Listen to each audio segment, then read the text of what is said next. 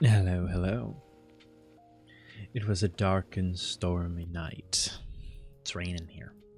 It's not thundering anymore, though. It was a little while ago. I was worried. I was like, oh man, am I going to be able to stream? Like, is it going to be too loud? Am I just going to hear the rain? But no, it stopped, which is disappointing to me. But, oh well. Hopefully it starts again. Not that I'd be able to hear it with my headphones on anyway. I'm sorry about your streak, Carmel. We'll get it back.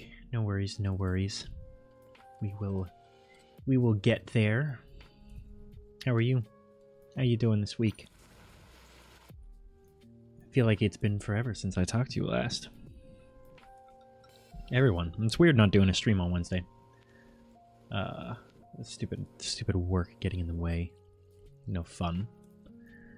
No fun. But yeah, we're at the end of the week. Getting ready to go on vacation. I'm having a little mini vacation before my vacation with a nice 3-day weekend. It'll be lovely. It'll be beautiful. I'm going to do nothing. I'm going to sit around. I'm going to eat food. I'm going to play games. And I'm going to enjoy it. I'm only going to do a little bit of work. And I'm not working out because my apartment's gym is closed for renovations. So that's my excuse. We're in true vacation mode so far. Other than that, anything exciting? I don't think so. I was going to make a post in my Discord yesterday, but I decided against it because it felt like, I don't know, it felt overly serious. I just wanted to give people an update on where things are at, but like, I feel like stream's been lacking a little bit lately. I feel like the quality has been a bit subpar. It's been a bit stagnant, perhaps. So I'm going to refresh it. I'm going to work on it some this weekend, and then I'm going on vacation for several weeks, so I will not be around in that time period. But then after that, we're gonna come back strong, hopefully with some new and exciting things to do and see. So that'll be fun. Something to look forward to. And then I was talking to Yuma earlier, and she I was telling her that, like, well, I'm not there yet, definitely not, but like eventually I'm trying to think of like what target I would be looking for, what threshold, maybe at like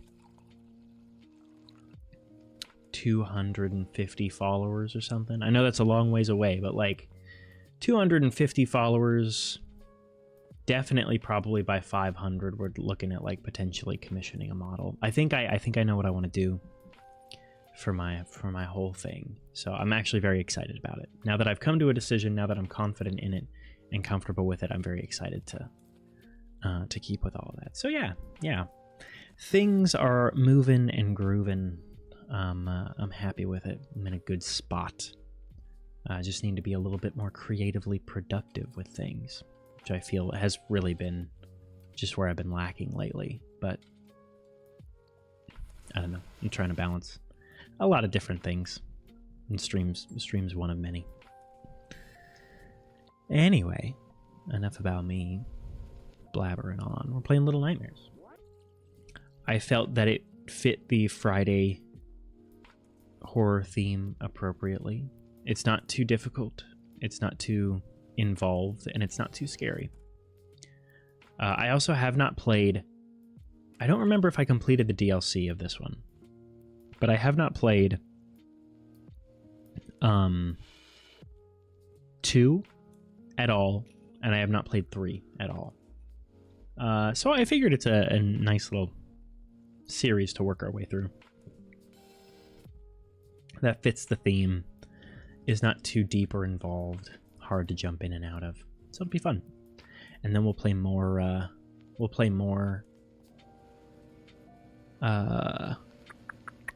you were distracted? Was it by me? Were you distracted by me? It's okay if you were. We'll play more Schedule 1 tomorrow. No, it's okay. You're good, Carmel. I know how it goes. I know how it goes. I know how your stuff works. Is your phone plugged in, about to die? How much time I got on the clock? I can speed run this. Watch, I'll do it.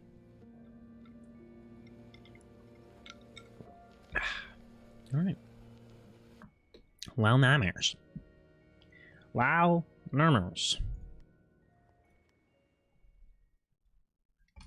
With a controller. Get out of here, keyboard. I don't need you. This place isn't for you. What's up, Asher? Good evening. Good evening, good evening. How are you? How you been since Monday? What's going on? Oh, it's a dude. It's been a while since I played this. Terrorizing the locals? You got a new one. What, a new local? Or a new phone?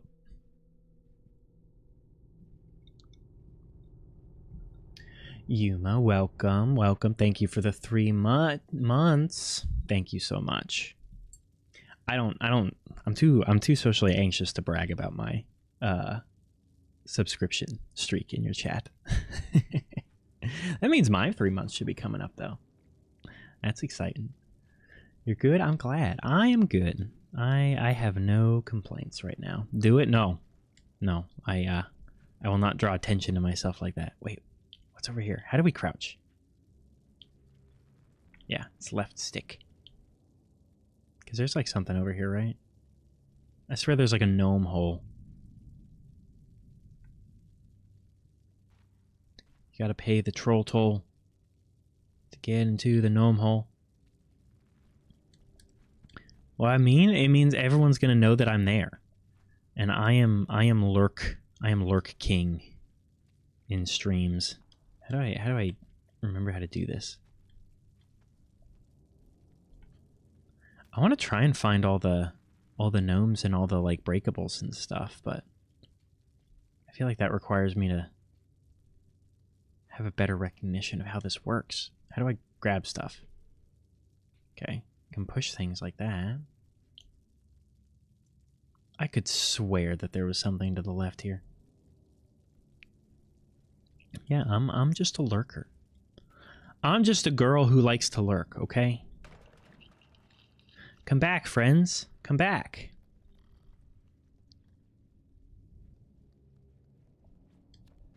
Oh, I have a lighter. Oh, hell yeah, blaze it, brother. Light that up. Isn't this a lantern? There you go. That's how we do it. You guys hear it okay? Is it loud enough? There's not a whole lot of sound because it's fairly ambient, so. Boop a doop a doop boop. Oh, hello? Oh yeah, I guess I can't go up there unless I can Mario wall jump. Ha! Ha! Yeah, I was doing a lot of window shopping this week for stuff for stream. Head pats, thank you. Thank you. I'm thinking of adding a flick and a hydrate. Look, I have something that is a liquid here. That counts as hydrate, right? Oh, look at my little boy. I forgot I had him.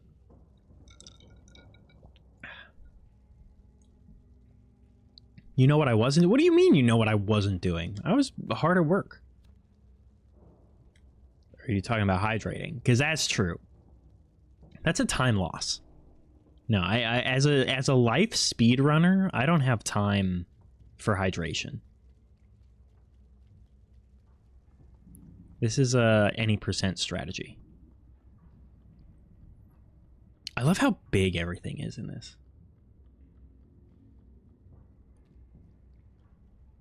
Did I update OBS? No. I know I keep saying I'm gonna do stuff, but I actually am gonna do stuff this weekend. I promise I'm doing stuff this weekend. I was saying earlier. Okay, don't ellipses me. Don't ellipses me. I was saying earlier. I thought about posting in my Discord, but then can you pick it up? Pick up the thing. Oh yeah, and then chuck it. No, don't put it down. Stand up. Chuck it. There we go. Um, I was thinking about posting in Discord, but then I got like self-conscious about it. Because I didn't want people to think that it was like too serious. But I've been very creatively impaired lately. Like I just really haven't felt, I love the, like, I don't remember everything looking so stretched in this. This is very interesting. Like, look at it. Look at this table thing. Climb up there. I've been very like creatively unmotivated lately, which I feel a little bit guilty about, and has definitely impacted the quality of stream lately, which I don't like. But I've gotten some inspiration. I've gotten some motivation. Oh, what the hell? Did something move past that? And so I'm excited to get back to it a bit. I thought about getting a new pre-made model, but I don't think I'm going to do that. I think that, I don't know, I don't love it so much as to actually feel good about doing it. But I do have some other stuff that I'm looking to get. Things to add. Gotta add it all to StreamerBot and all sorts of stuff, but I'm excited for it. I need a little hyper-focus project for the weekend. I can't spend all of the time playing Overwatch. Oh. Well. Maybe he's sleeping. Good luck getting down from there, nerd.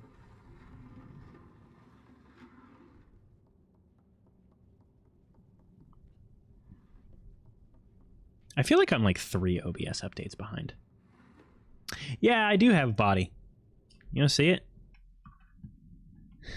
I'm going to have to reset everything after. Yeah, I have a whole body. What? A whole body. Oh, look at me. I'm so tiny and my legs are so long.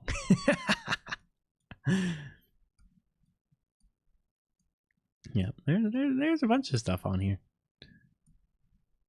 You just don't see any of it. Because I'm a head.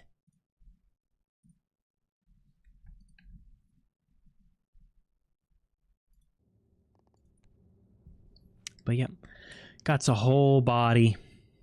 I feel like that was one of the reasons I was considering getting a new model, is because like I feel like I need some hands to be a bit more emotive and expressive with.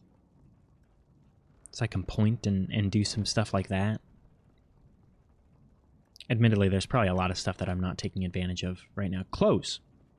I don't need something coming in here.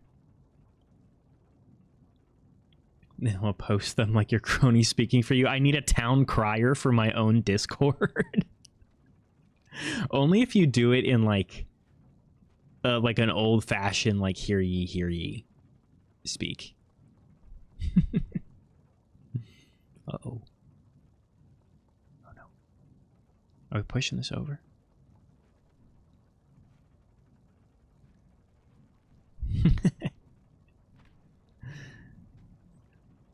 I don't think we can push this over. No.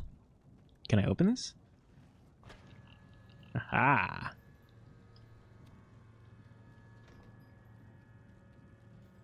Make sure I check back here for everything.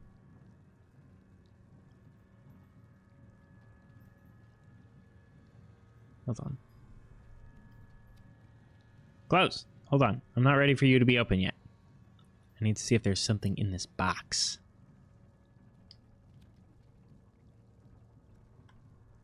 No, doesn't seem like it. Spooky. Custom hard to read oldie font. Yeah, like it's the SpongeBob meme. Oh look, there's shoes in there.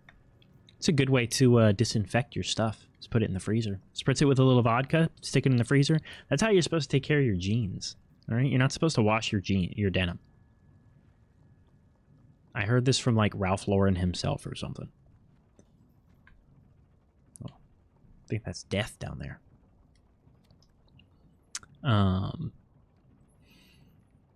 Yeah, where like the first letter is super elegant and calligraphied, and then everything, all the T's look like eyes or whatever it is in the Declaration of Independence. Get away from me, little leeches.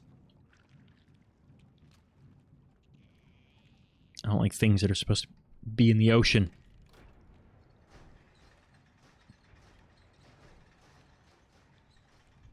Go, go, go, go, go. Is my mouse on screen? Oh, I'm so sorry. I'm a terrible, terrible streamer. We made it. Good job, me. What? Get out of there. Uh-oh. Not here. I'm not here.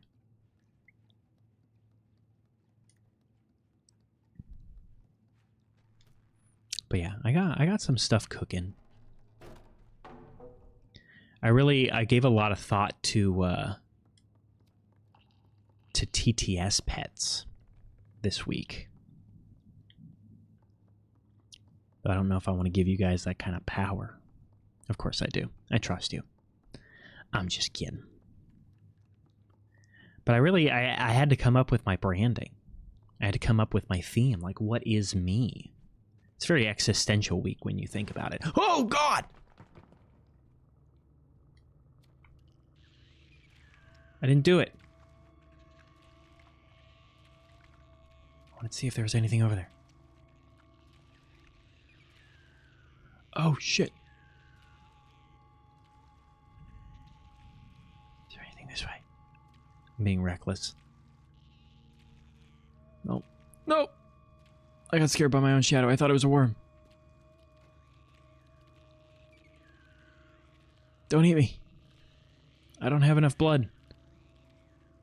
They're gonna suck me. Okay. No, stay in there. Don't come this way. So treat pilled? What treats are we getting? I'm a big treat fan. Light it. What are you doing? There you go. Oh! There's death there.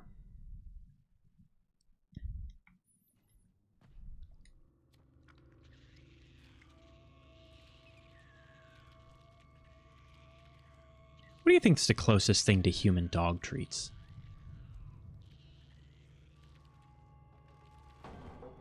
Is it like M&Ms? I don't really like M&Ms. Does anyone really like M&Ms? They feel like a candy that, like, it's a concession candy. It's like, I guess, well,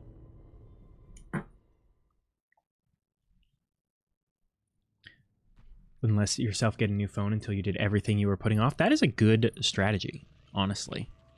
I kind of did something like that tonight. I got a bunch of stuff, like I ordered a bunch of stuff online, and I was kind of excited about it. First off, I forgot most of what I ordered, and so it's like a little mini Christmas when it shows up. But oh yeah, I forgot I think these lanterns are the checkpoints. But I was like, okay, I got to come home and I got to do, oh, friend. I got to come home and I got to do all my stuff before I get to open my things, my exciting things. Can I push this over? I don't think so. Doesn't seem like it. And so I did. I got some stuff. Very exciting stuff. It's not all that exciting, I'll be honest. Goldfish? Dude, goldfish are so good. I love me some goldfish. What's the best goldfish fish flavor? I know we did the cracker tier list, we did the chip tier list, but goldfish were not a part of this. All right? Goldfish are a separate conversation. I don't remember this game being this dark.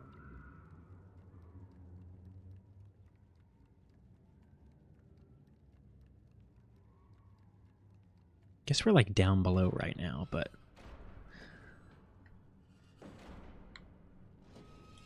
Shinji, crank that soldier boy. Flavor blasted. Are there multiple kinds of flavor blasted, or is it just one? Oh man, I think I fucked that up. I'm trying to remember how to sprint. How do I sprint? Is it X? Is it Mario style? It is X. I maintain that the best goldfish flavor is the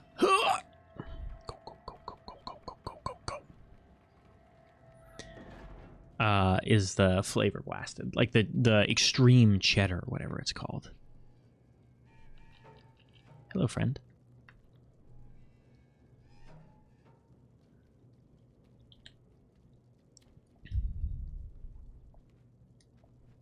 My brother is a big just like normal goldfish fan, which I find respectable because normal goldfish are quite good, but like flavor blasted, it's right there. It's blasted. It's gonna blast you in the mouth. Pizza, ranch, and original cheddar. Yeah, and the cheddar is definitely the best of those. There's a nostalgic part of me that likes pizza flavored things, but it does not taste like pizza, and it's not better than... Whoa. Hello?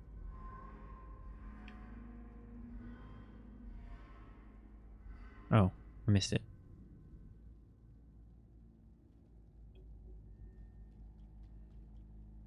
It's not pizza, and it's not better than just normal cheese. Go up the... Go up the thing. Oh, there we go. You gotta grab onto it. Who would have guessed? I missed the creepy thing.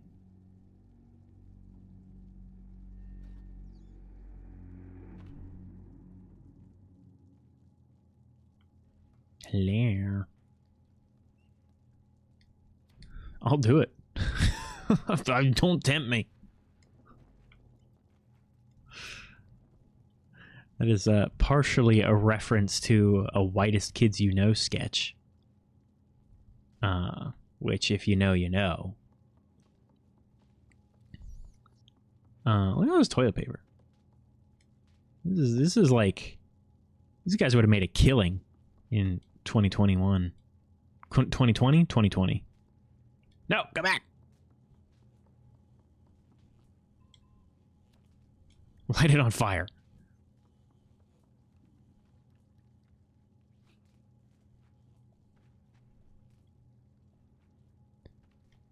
Oh, yeah. Go ahead and kick that across the room.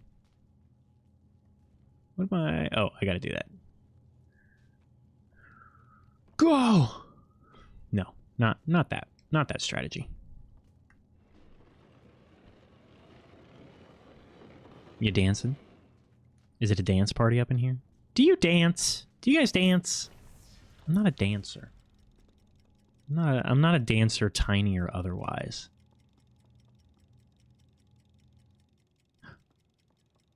This is a scary room. Though I don't think there's actually anything to be scared of in here.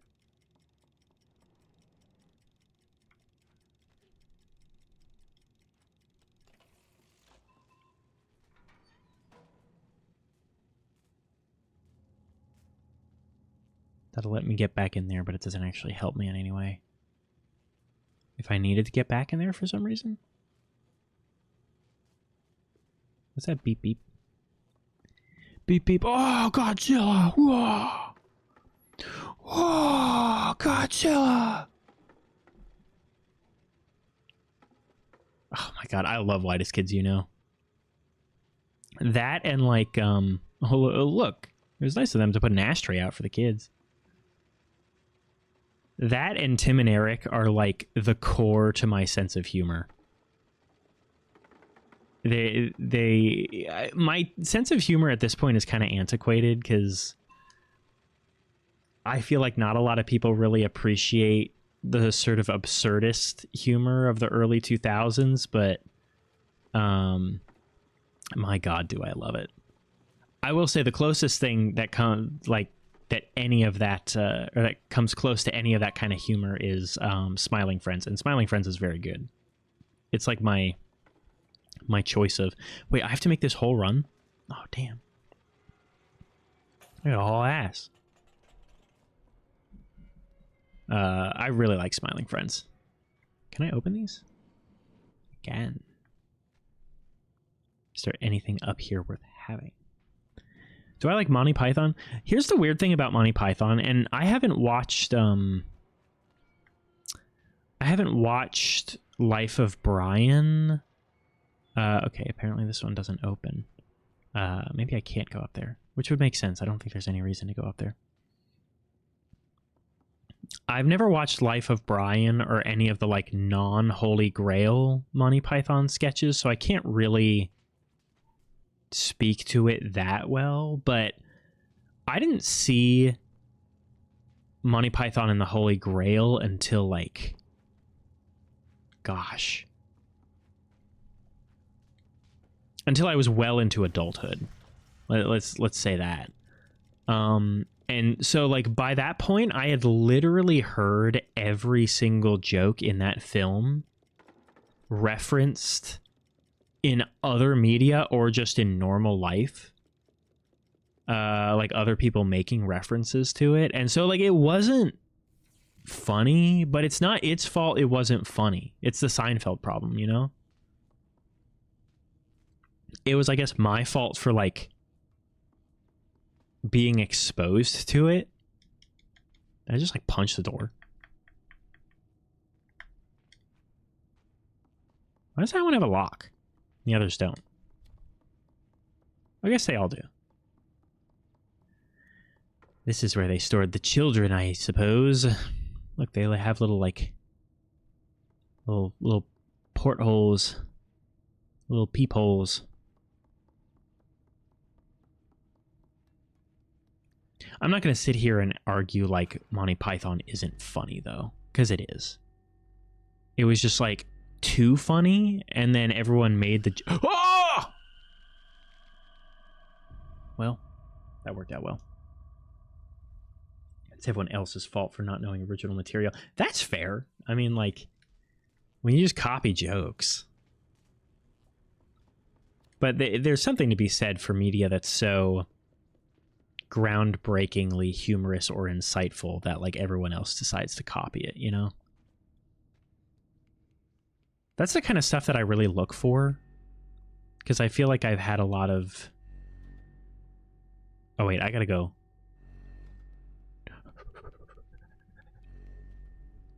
I'm not here.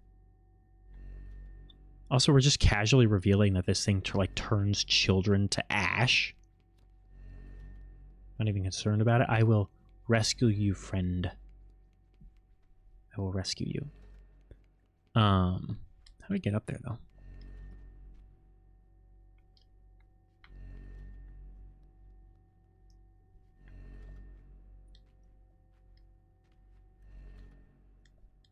Surely you must be able to.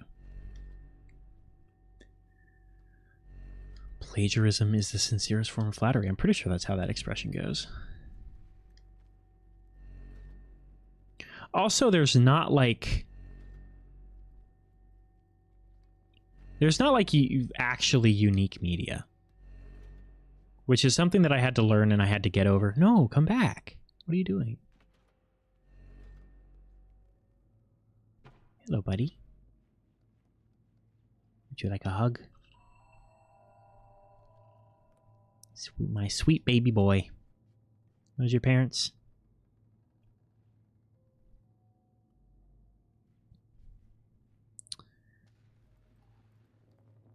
Nothing new under the sun. Yeah, exactly.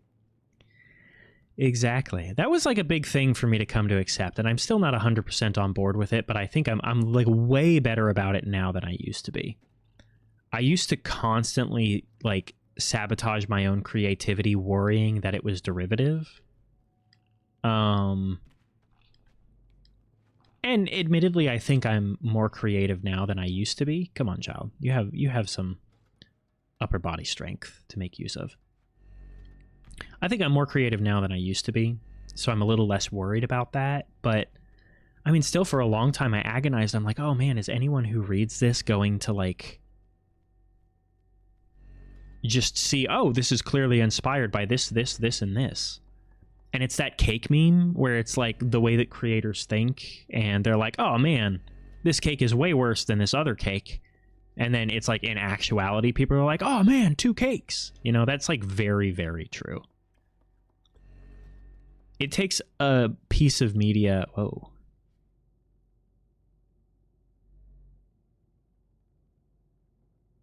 That's weird. Hold on. You see that?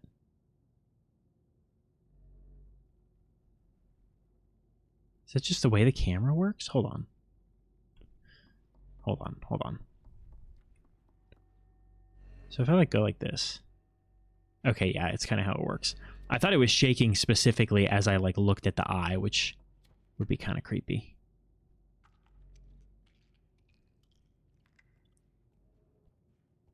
So it looks like this, like, it looks like the black sludge plague stuff originated here, kinda. Like some child transformed into it, maybe. Doll. I'm almost certain we're not going to get all of these, but whoa, hello. Oh, let's yeet it. Hold on.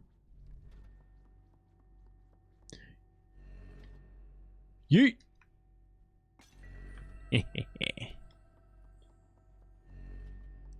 Favorite comedy is parody. Parody, when done well, is really funny. Parody done poorly is just the most... I don't even know how to describe it. Me and my friends were talking about, because they're coming out with a new scary movie, you know, like that line of movies. Which Scary Movie 1 through 3, really funny. There's certainly elements of their like, ah!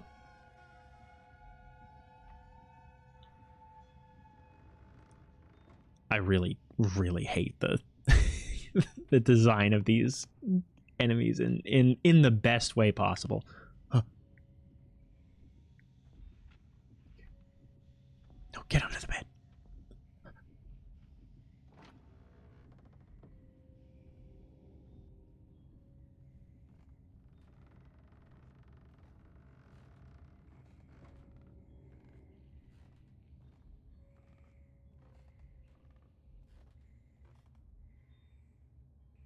Sorry, I'm very focused on not getting kidnapped. Do I need to get up here?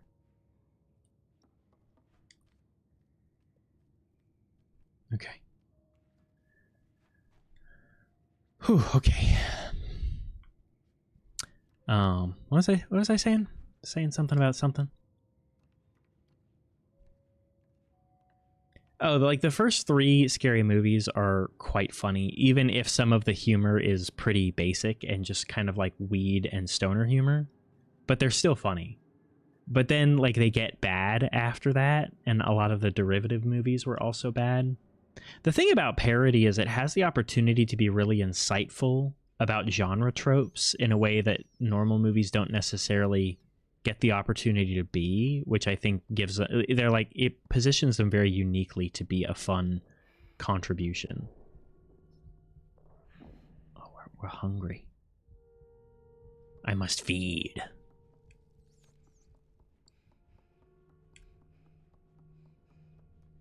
It's lunchtime. Tom Scott. Why have I heard about that? I would generally say I'm a fan of sketch comedy.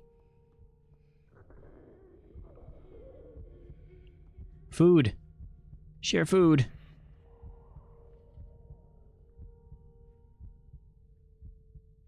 Please. What is this, a potato?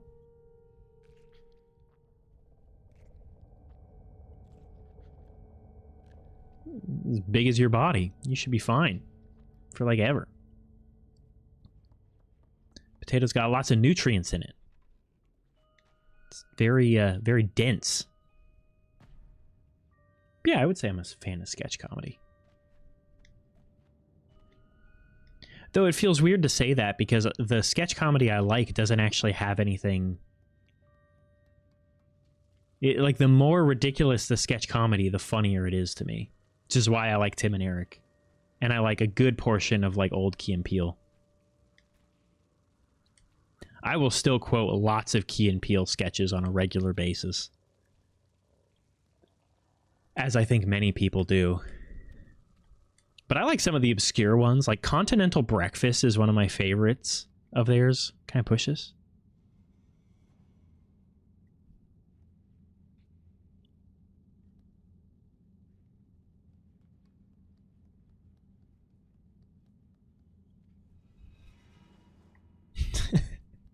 Like, I'll be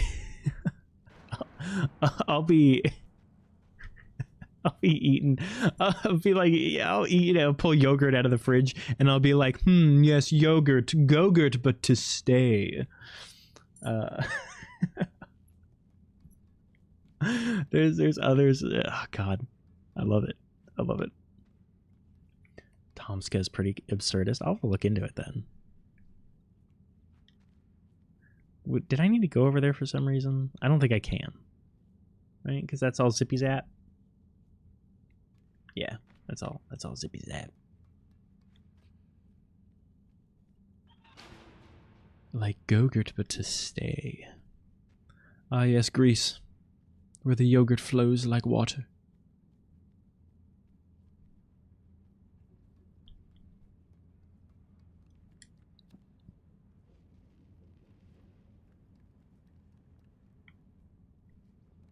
No! What are you doing? Wait, am I alive? Whoa! No, I'm dead.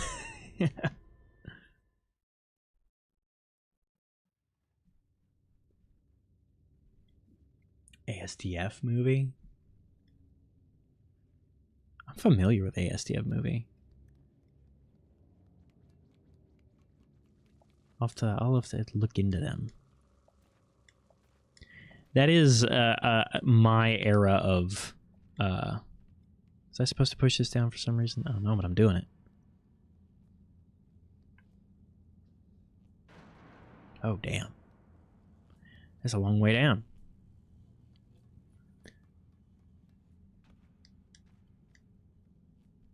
That is my era of internet humor. For certain. I'm not always proud about it, but, you know, you can't change who you are. Why did it spawn me up here? I lit the lantern. Let's go. Also, this ship is carrying like 2 million tons in just iron boxes. Is the implication that like the kids are transported in all these boxes? Where am I going? Hello?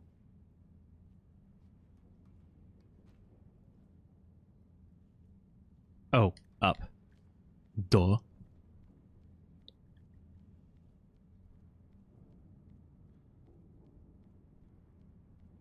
Because I think the whole thing, spoilers for anyone who hasn't seen this game at this point, but I think the whole thing is that they're just like eating children.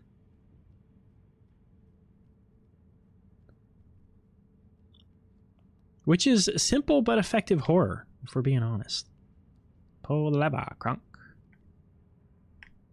I said, pull the lever.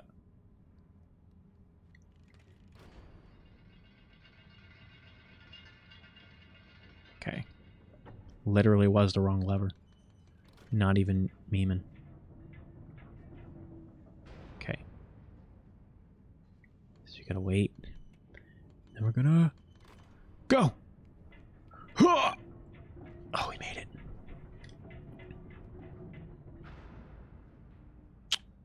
Uh-oh. Yeah.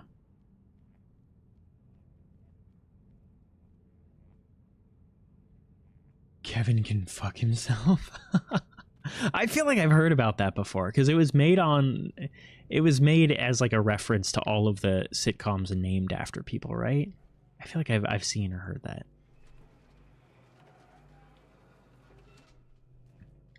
I have so many things I'm supposed to be watching, some of which I'm watching in very like limited capacities, like very selectively.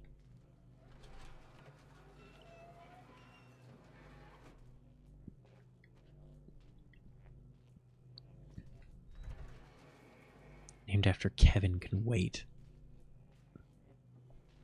Where are these in the Kevin trilogy? Where in the Kevin trilogy is we need to talk about Kevin? Oh, it's dark. It was a dark and stormy night.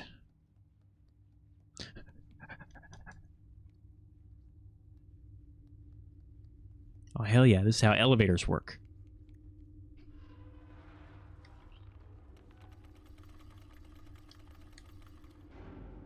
Oh, hello, friend.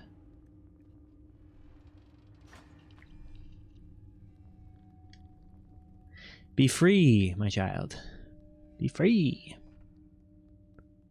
I was going to try and jump for that, but I don't think I can make that jump there.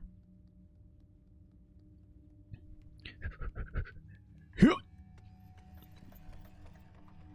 thought we were going up. Like, we fell down, and then we were going up, and then we, like, decided not to go up anymore, and now we're going back down. Guess we're just going wherever we can manage to, huh?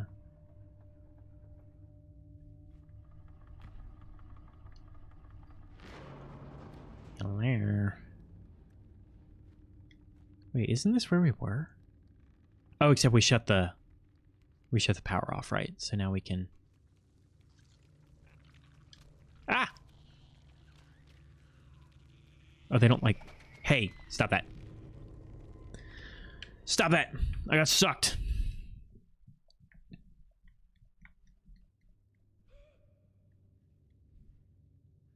do you think about a pet leech? I'd rather have a pet lamprey. If I'm going to have an animal that, like... Stop! If I'm going to have an animal that I have to feed with my own blood, I feel like I want something larger than a leech. But lampreys are just ocean leeches. I think. I don't know, they might actually eat things. Pet leech would suck. Ha ha. But, ah! Ah! Okay, I don't... Here you go. What are you doing? You small child, look where you're going.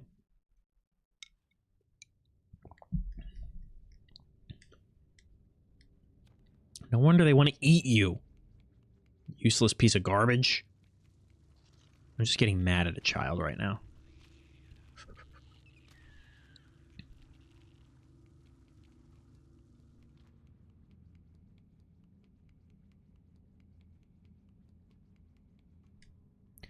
There we go. Yeah, small children are like the most deft and dexterous creatures on the planet. Everyone knows this.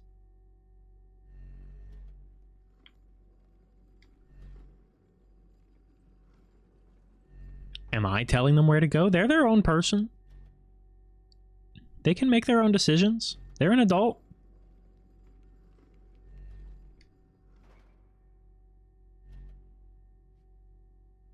A child, adult.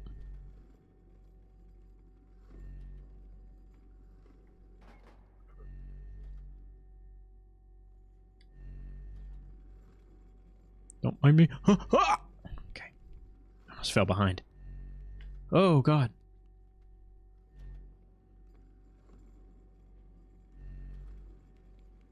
Could we not have just gone up, like, below it? I feel like we could have done that. Okay, don't miss the background story this time. Oh! It's okay. We made it. Until we... Oh, no! Jump! What are you doing? Oh, my God.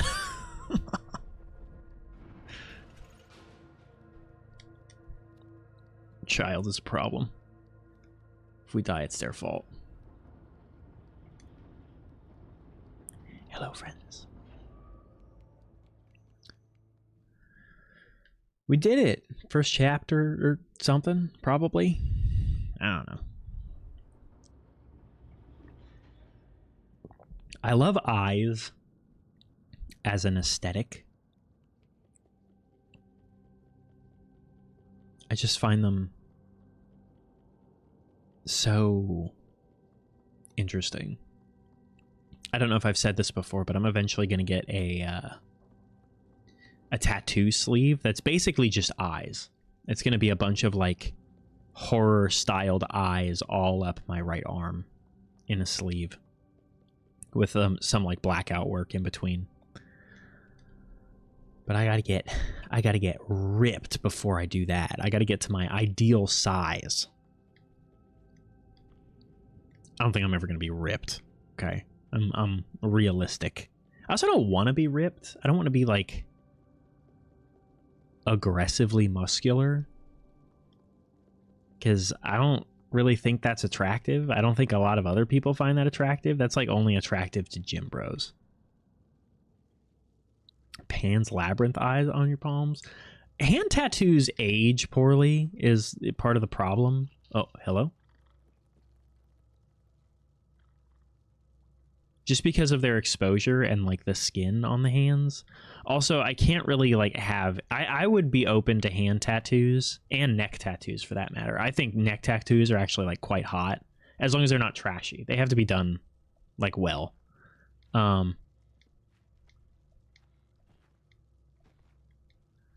But I would be open to both of those. Unfortunately, like from a professional standpoint, I really like shouldn't. In the same capacity that I want, I would totally get like vampire fangs, like permanent vampire fangs. But I also probably can't get away with that professionally. So I need a key. Is that what we're going for? Yeah, on both accounts I have to make some concessions, unfortunately. Anything that can be covered by a dress shirt though can get away with that. What the hell is that? You see that? Oh my god, it's hideous.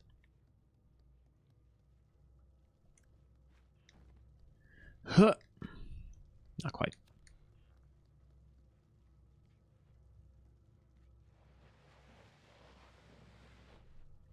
Assuming this is what I'm supposed to grab. There you go.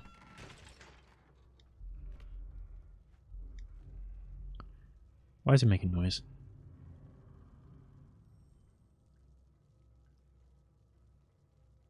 I don't like that it's doing that. Is this a moonshine?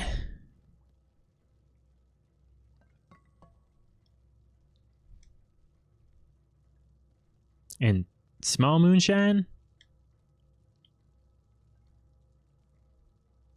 All right. Pick it up. Well, shit. Not great advice and not actual advice to permanently alter your body. Well, it's too late. I've actually booked an appointment to go and get Pan's Labyrinth tattoos to impress you. So, I hope you're happy. I hope you like them. Is there anything else up here? Oh, there's a doll.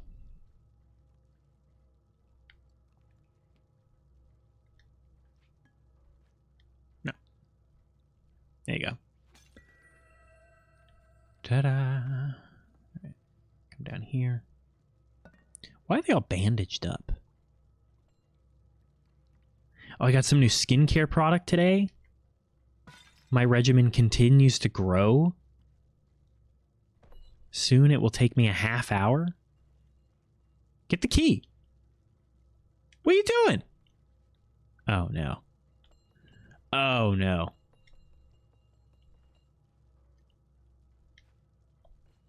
Oh, shit.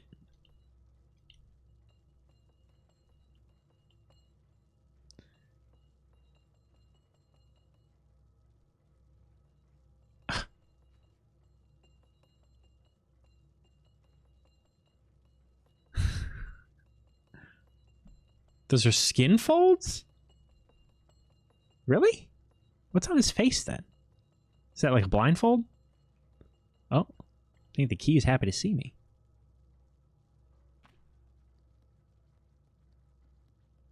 See, because like, what's this little foreskin child doing here? And then Sackboy from PlayStation Online or whatever that was, Sackboy's Great Adventure, whatever that game was called, Little Big World. That's what I'm thinking of.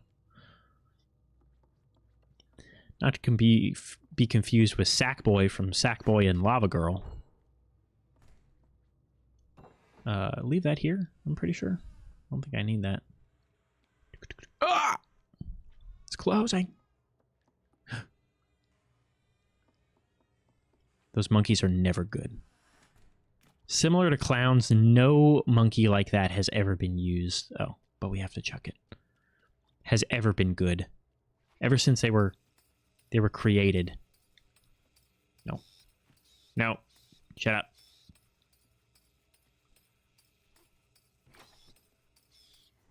Taking you with me, monkey. His skull skin was pulled over his eyes. Excellent monster design.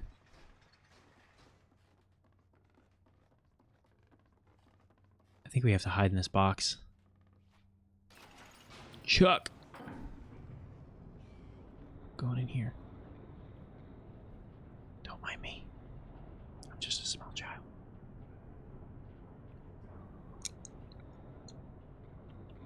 But yeah, like, completely horrifying.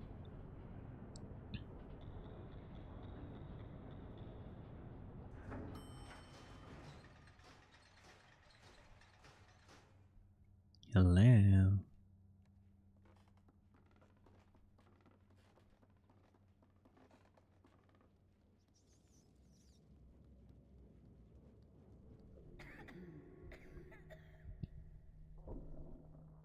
Wait, you got the black lung?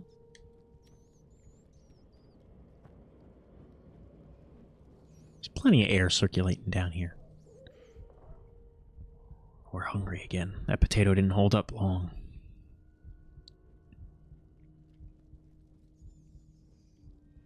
I'm coming for you, rat. Oh, lantern.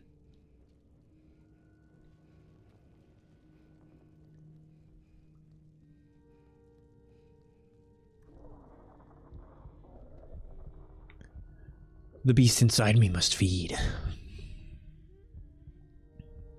Are werewolves furries, chat?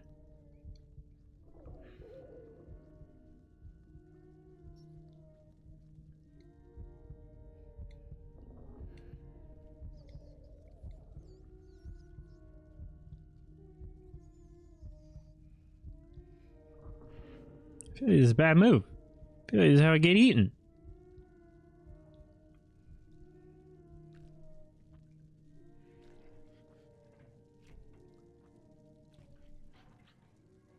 Werewolves are furries?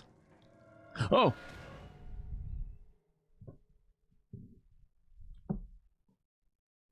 I feel like they're only furries if they, like, wear pants. If you're just a wolf, like, running around. Oh, no. I don't like how long his arms are. Makes me uncomfortable. Like, if a werewolf's just running around naked in the woods, that's just a beast. But, like, if he puts on pants, we're officially in furry territory.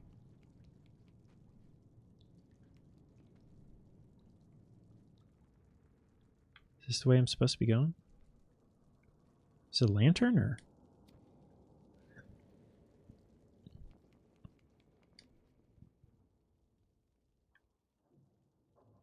Oh, we're down below where we were before.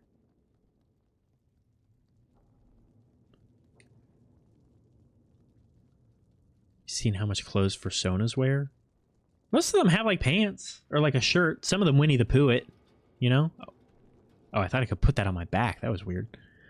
But there's, like, more than no clothes. Getting out of here, bud.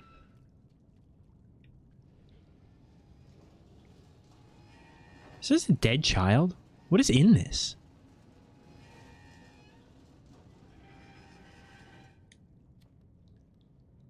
Oh, it's just another, like, ashen corpse. Yeah, no, that's fine. This is fine. No problems here. Is there a statue or anything in here? No. Pardon me, sir?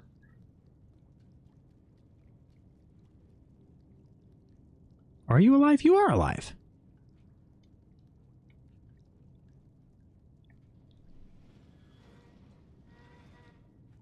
I don't think there's anything I can do for you.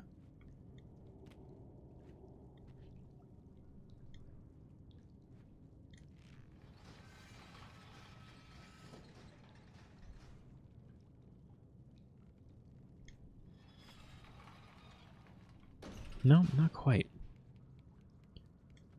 Pretty sure hanging free is the preferred method. I mean, I don't blame them.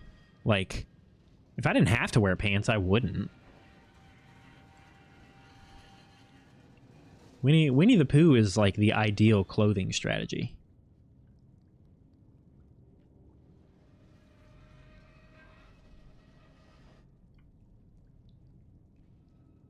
I don't feel like this is what... Well, now I can't reach this anyway, so I'm not sure what my strategy was there.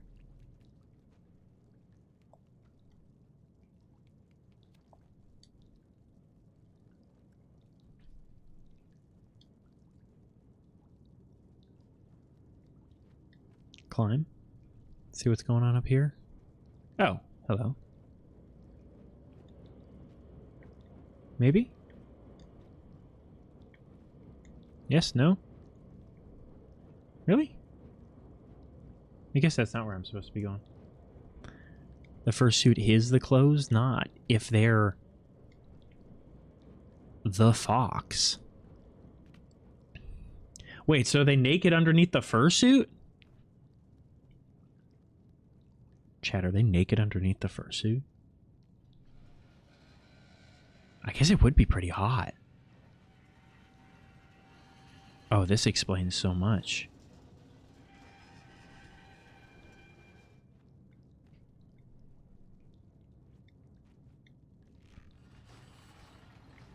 Oh, I see.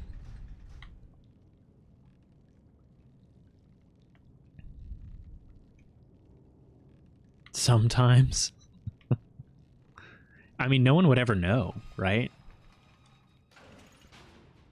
Well, some people will probably know, but I feel like only interested parties are the ones that are privy to that information. And like, yeah, it's got to get hot in there. Are there fans?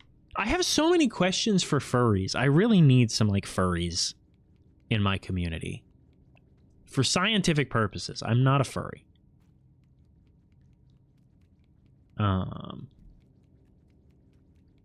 Rainforest. Oh, I'm well familiar with rainforest. Like I am a known scholar of furry legend. I'm well familiar. What is it here? I have to climb this? Oh, there we go. It gets hot. I bet. Some of them have got to have fans in them, right? Like those Halloween outfits, except they vent from the outside. I can imagine.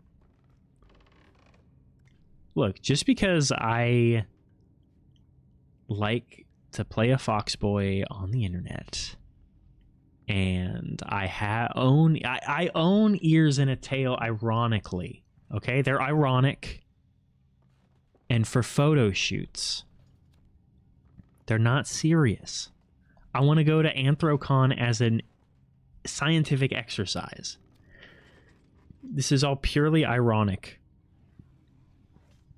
and scientific. Can I hide in here? Oh. Oh. I'm dead.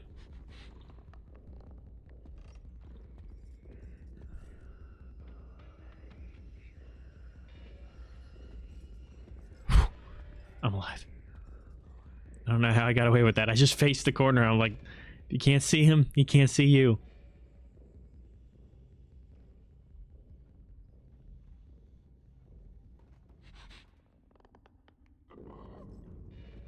Okay. Juke! Oh, man. It didn't quite work.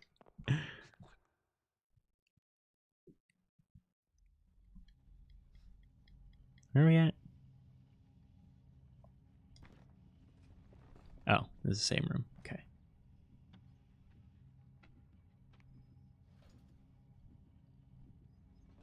Hey, he's just wrapping up kids.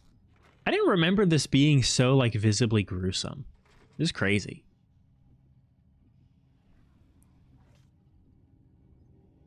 But he is just packaging children. Oh, this is the you can't walk on the floor thing. I guess that is his skin. I always thought it was a blindfold, but he's like peeled the skin off of his dome piece.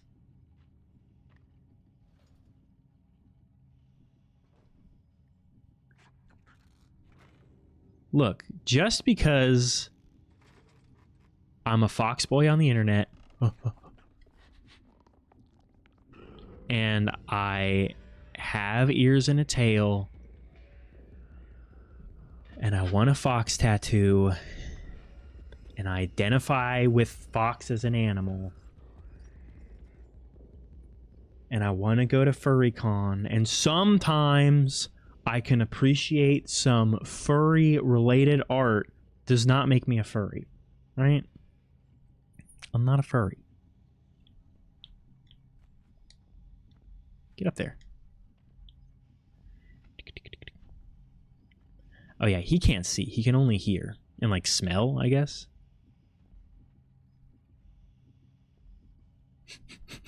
He's got those sniffers going. Power slide.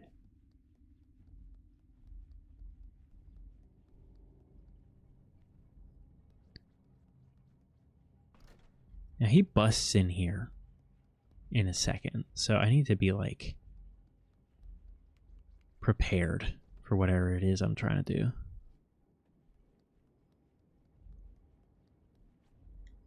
Do I need to come up here for any reason? Maybe he can't smell if we're like close to the shoes because we're so masked by the shoes. Okay. Crank that, soldier boy.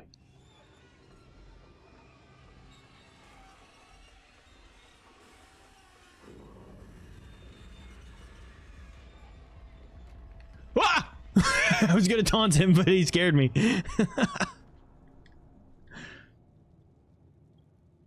A yip point redeem? That's a pretty good one. I don't know if I can yip though. I've never yipped before.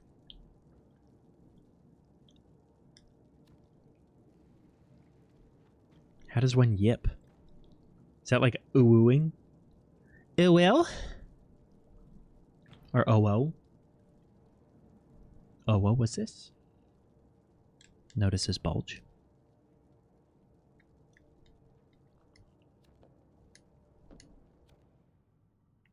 I'm like Maestro.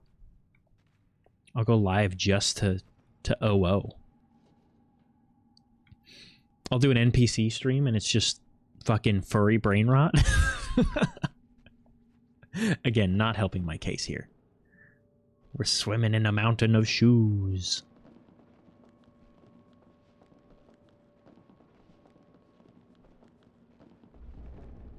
The hell? It's the shoe beast.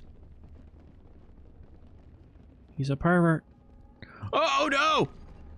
It's Amnesia the Dark Descent all over again. I got taken by the shoe beast.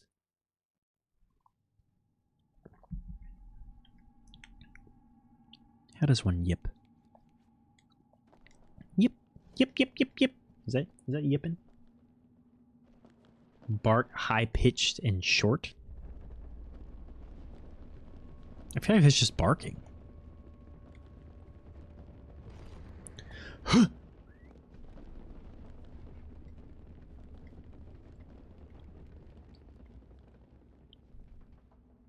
have to look up fox yipping videos. Oh, I'm not gonna make it. Oh, I'm not gonna make it. Damn it. I got eaten.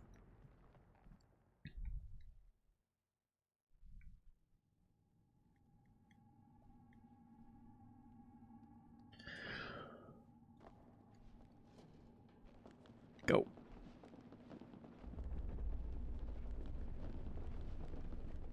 Real foxes scream. This fox also screams.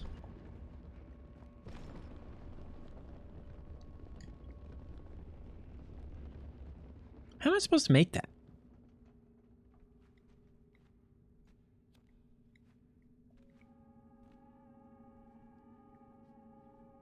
Is there anything else I can jump onto? Not really. Got to get some serious hang time in the air here. Go, go, go. There we go. Can't catch me. I'm the gingerbread man. Oh, mousetrap.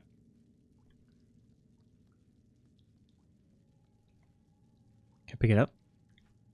No. Yeah, because don't real foxes, they're just like...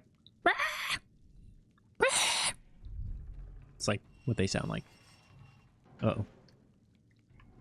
Who's that?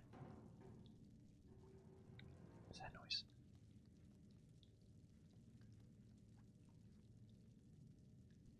About people screaming in the woods and it's just foxes. That's with like Mount... Oh, fuck! Oh!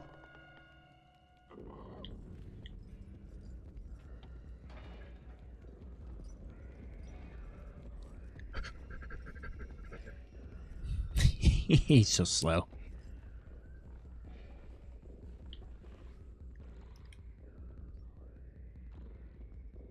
I don't have anything to chuck. Where's he gonna take us up? Yeah, it is his skin. Why is it like that? What's he doing? Do I need to get out of here?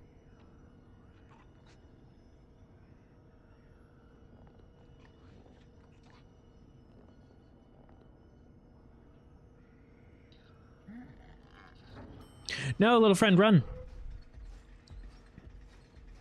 He will eat you. Yeah, don't mountain lions, like, they sound like women screaming. Just like horrific, like Bloody Mary screaming. What is this, a snail? Oh, it's a monkey. A monkus. And that people have like been concerned about that. More like a yowl. What is a... Oh, man. There's like a... I really like American... I mean, I like all folklore, but maybe this is kind of weird, but I actually really like American folklore. I know a lot of people would consider it to be, like, not very rich. Where are we going? What are we doing? But there's some folklore animal in like the Appalachians that screams. And I know like mountain lions also scream, like that's legit, but there's some folklore animal that screams a lot too. Maybe it's the knot deer? I need to hide in this bucket? Like what's going on?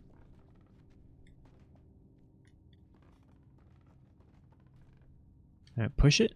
Oh, there we go.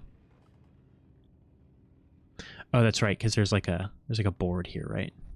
Do I need to go the other way? Yeah, there we go.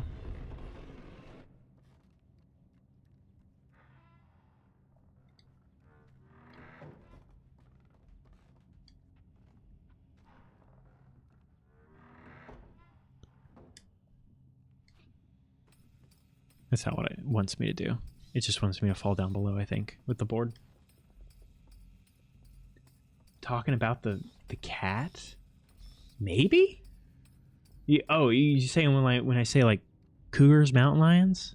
Yeah, I'm talking about the mountain cat, not the horny middle-aged women.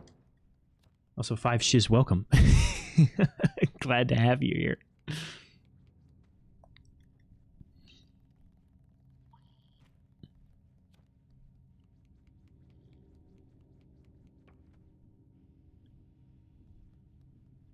I'm trying to think if there's a cat, like, cryptid that I'm not thinking about. I don't recall one. The folklore Appalachian screaming thing. Maybe? maybe? I don't remember it being a cat, but it very well could be. I genuinely don't remember what it is. But I know there's one that fits that description. And the fact that you, like, know what I'm talking about in some abstract sense helps me not feel like I'm, like, crazy about this. What, was this all just for that little bonus thing? I guess so. Only mythical cat you know is the Yule Cat? I know nothing about the Yule Cat. Super niche. I'm an expert on super niche things, especially when it comes to horror. Though, of course, I say that, and it's going to be like, have you heard of this thing? And it's like, no, probably not. But I like that kind of stuff. And like I was saying, I really like American folklore. Some of it is really, I don't know, it's just compelling in kind of a simple way. Is this Sackboy? Oh, hello. It's a dog and Pinocchio. Like, I find the not deer to be very unnerving. Oh, hello. I don't feel like I did anything to deserve that. My American? I am indeed American. No, I'm actually British. I just have a very, very accurate, nondescript American accent. Grilla?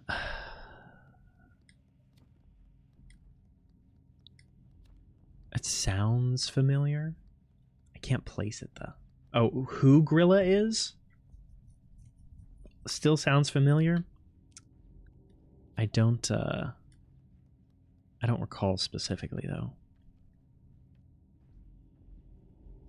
They like a YouTube creator or something?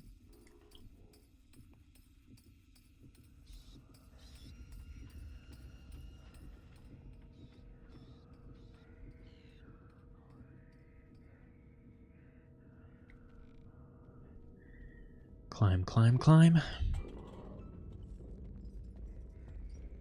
But yeah, I like the not deer a fair bit. I really like the go.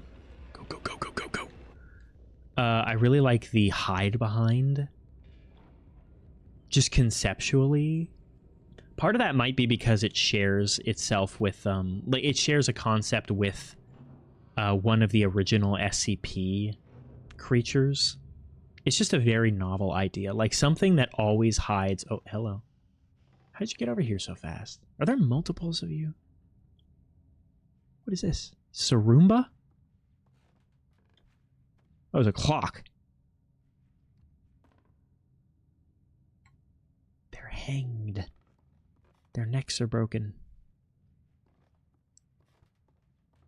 I feel like this game has some really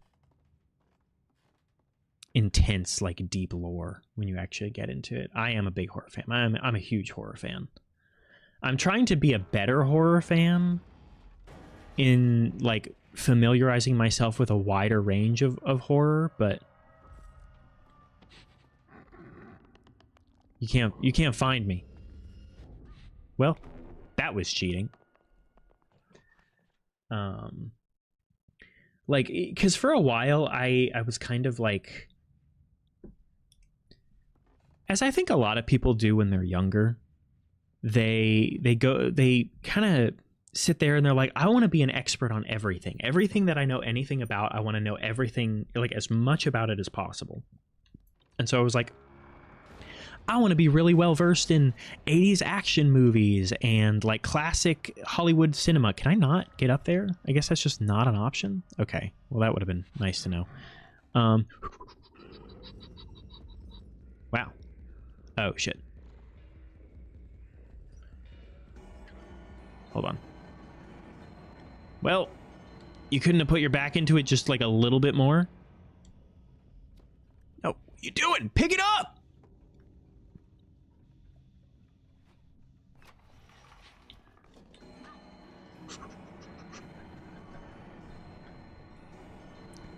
Go. I thought I had to climb something there, but I guess not. Get through that door. Oh, here I definitely have to climb. She's a Scandinavian ogre who eats children. Isn't that just Shrek? But that does sound familiar. Now that you mention that, it sounds Scandinavian. I'm vaguely familiar.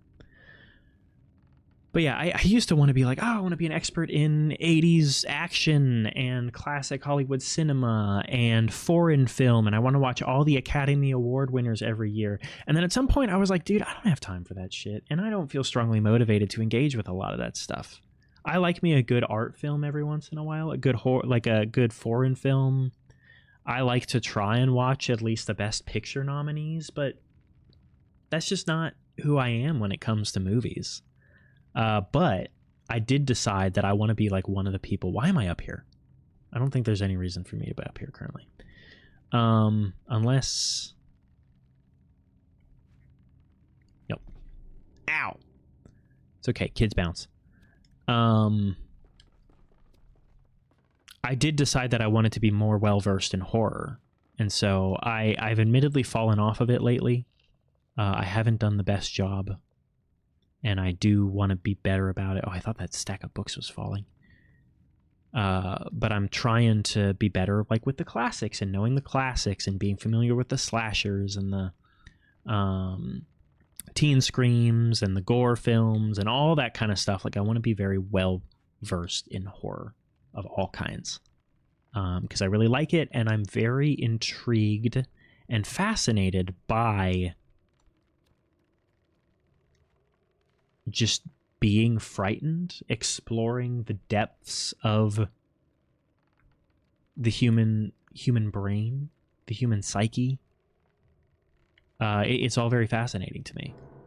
And I think horror is like one of the ways that we really do that and really get to, oh, okay, this one definitely kills. I think horror is one way that we get to the core of like what it means to be human, and I find that very interesting. And horror is an amazing genre to be really passionate about, and I think it's why, like, when people like horror, they like horror, right?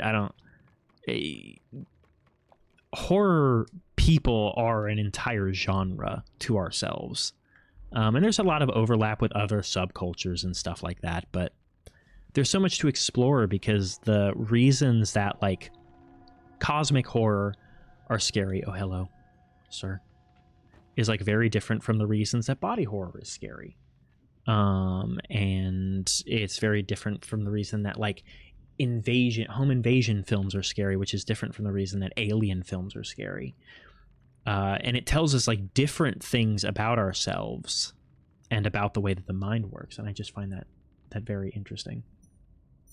Consumption of scary content for pleasure, yeah, I mean, I guess that's an element of it, but I think that, you know, when you get down to analyzing the media that we like and that we're consuming for pleasure, you start to get at some more interesting questions. Like, why do we like being scared? And what is it about these things that scares us? Because there's some things that, like, on most rational levels, like, doesn't necessarily have much about it that's scary. You know, you have your more traditional scary movies, your more traditional horror that is all about monsters and things that are designed to be frightening. You didn't hear that. Come on. Maybe he smelled me. I can smell you.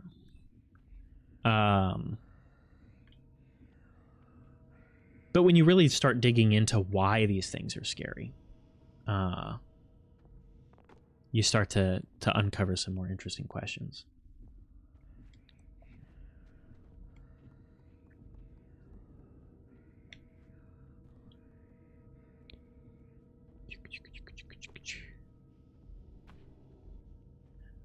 Oh no. My headphones are getting low. I don't know what to do about that. Get up there! Oh my god, I like cannot for the life of me get these shh. You didn't see anything. I'm at the threshold between dimensions. You can't see me. I don't exist. Let me try something, and hopefully it's not going to be, like, terrible, okay?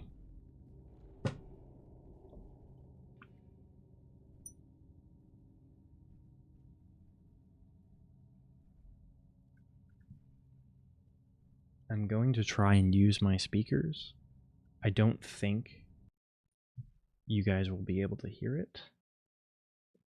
But if for some reason that is not true, we will change things, but my headphones are dying. I can also just play without audio, maybe? Well, that's probably not a very good idea. It's a horror movie. Horror game. Did I just freeze it? Like, what?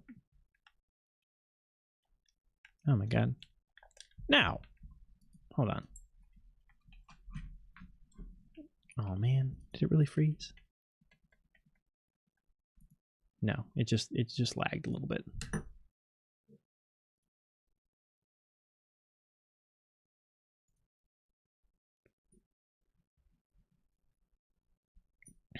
And controlled fear is super exciting, like masochism. Controlled pain, but enjoy because of endorphins. Yeah, I think it's the same as like any sort of controlled experiment or experience in humanity. Like, play is theorized to just be like fight practice or war practice, you know? Can this work correctly, please? Where's my mouse?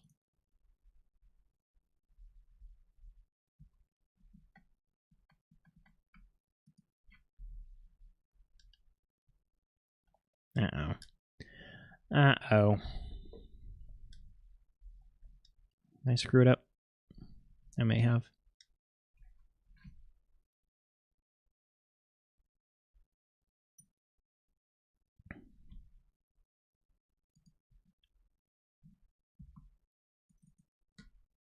Why is this game so weird? I'm just gonna relaunch it.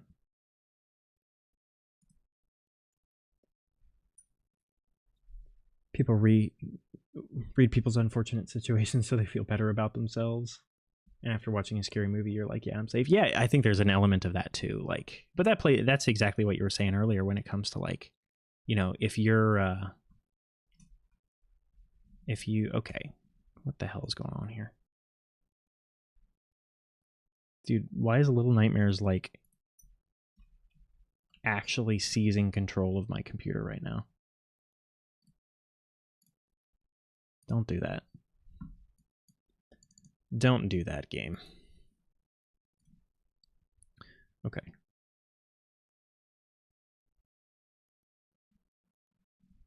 Can be very careful here. I don't want you guys to get blasted. Sorry about the little interruption to things. But yeah, I mean, it makes people feel better because they get the experience of like being scared, which I think is important. You know, we want, I think most people probably want at any point in time to experience their like full range of emotions, but like you said, they don't want to do it in a way that's like unsafe. They don't want to actually be subjected to danger. Some people like to push the limits a little bit. I think it was 2 streams ago when we were talking about I feel like I'm like pretty far back here. And now there is no audio. Is that right? Yeah, it doesn't seem like there's any audio to speak of. Let me, actually, I think I know why that's the case, and I'm probably going to screw up everything again. Brilliant, Cyrus, brilliant. You're doing an excellent job tonight.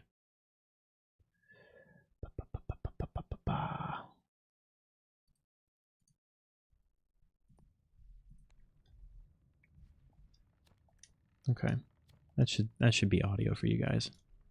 It's also technically audio for me, but I think it's so quiet that I can't really hear it. There we go. Okay. Everything should be fixed. The game is working.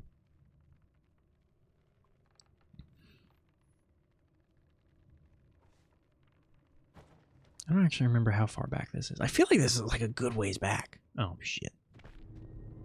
No, it's actually not that far back. It's closer than I thought. I was just testing to make sure that the checkpoint system works correctly. I intended to do that.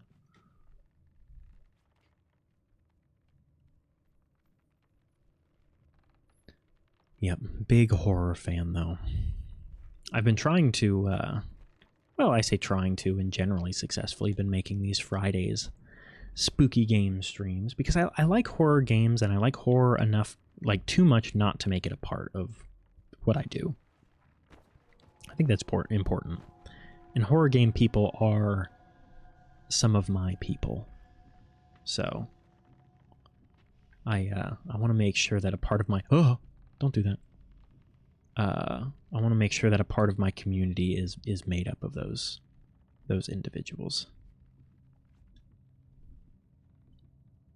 Oh gosh, what horror games have I played?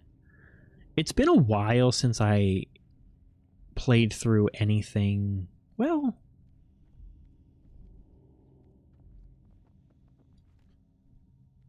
I'm trying to think of the last horror game I played through completely.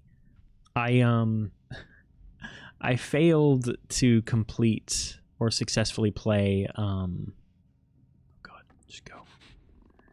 Resident Evil 1. Because I was trying to do like a whole Resident Evil thing. Oh shit. Ah, damn it. But Resident Evil 1 really made it difficult for me. So my favorite horror games.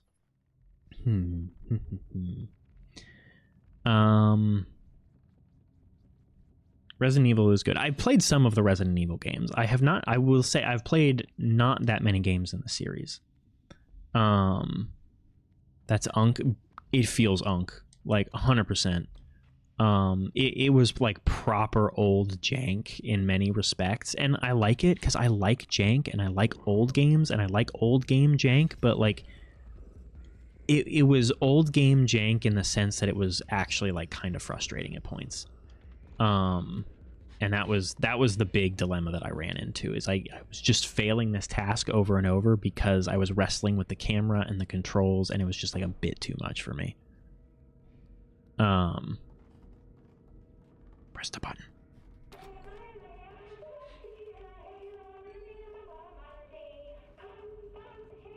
It's horrifying. But Resident Evil 7 is definitely one of my favorites. I think it's I feel like I'm supposed to be up there.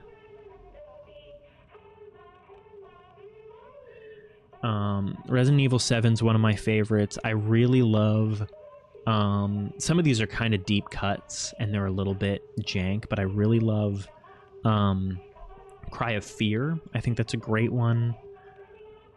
What else would I consider? Amnesia is a classic. It's not my favorite of the run and hide.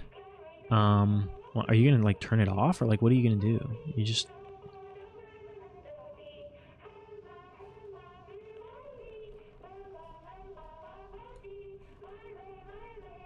go.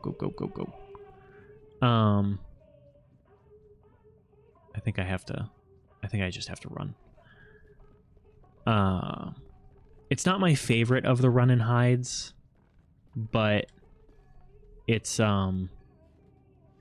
definitely very good. I recognize how good it is. What else? I have to like look at my full list of horror games to have a good appreciation for like what I've played. Is it Amnesia, the PewDiePie one? Yeah, Amnesia is the one like everybody back in the day one. It was just the one that everyone played. Deservedly so. It was very good. My big problem with Amnesia is that it's just like it wears itself thin before the end of the game. And so it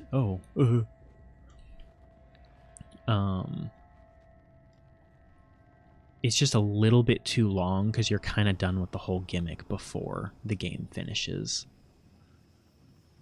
What other games? Okay, now you got me curious, and I'm willing to risk this game crashing on me again to do this. Let's look at my horror games on Steam. Everything that I own. Horror, Alan Wake, excellent game. Amnesia, very good. This list is shorter than I expected it to be.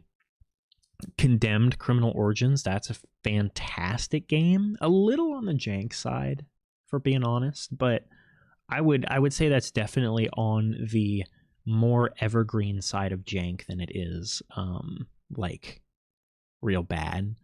Cry of Fear, as I talked about, like as far as source engine mods, like this is probably the best one. I mean, it's like a fully fledged horror game. It's very good. It's genuinely scary. It's like diverse from beginning to end. It's got some like Silent Hill elements to it. Speaking of which, Silent Hill 2, like probably the best horror game ever made, and like one of the best games of all time. Darkwood, also one of my favorite horror games. It's like very different, but I mean, I felt like genuine dread playing Darkwood, like I have not in other games until the game kind of fell apart in the later parts. But like really, really, really good. Dead Space 1, I mean the whole Dead Space trilogy, but in particular 1 and 2, incredible games. Evil Within is pretty good. It's a bit Japanese, but it's good. Fear and Hunger, I wouldn't necessarily consider that a horror game, but I also don't know what else I would consider it, and I love it. I have not played nearly as much of it, and I have not played Termina, but God, Fear and Hunger is like, it's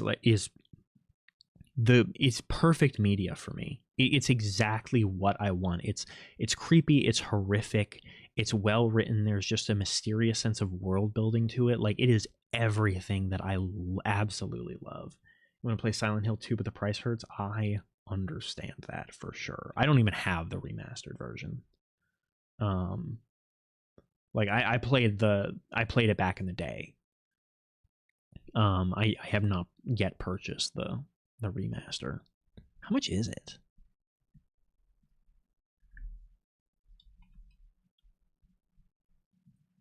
It's 50% off and it's $35. It's $70 at default. That's crazy, dude.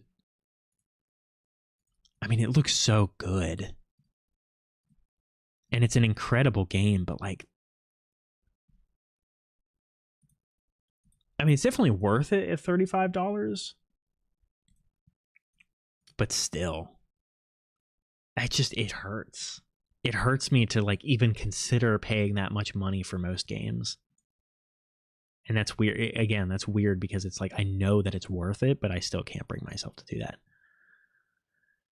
Oh, Fear and Hunger, incredible. Limbo, that's a fun little side-scrolling one. I really enjoyed this era of just horrific little 2D platformers. There's some really good games in there. Outlast 1 is pretty good. You gotta eat? All right. Go get food. Go get food, sister. I'll be here. Yeah, oh, and then Stalker. Stalker is also very good. I loved my first experience with Stalker. My first and I guess only at this point. Because I didn't really have any preconceptions of what it was going to be. I just went in and met the game on its terms, and it was perfect. Like sometimes there are certain games that you just need to do that with. Can I reach this? No. Oh, I need to push the cart. That's right. Yep. Right? Yeah, I gotta pull it a little bit.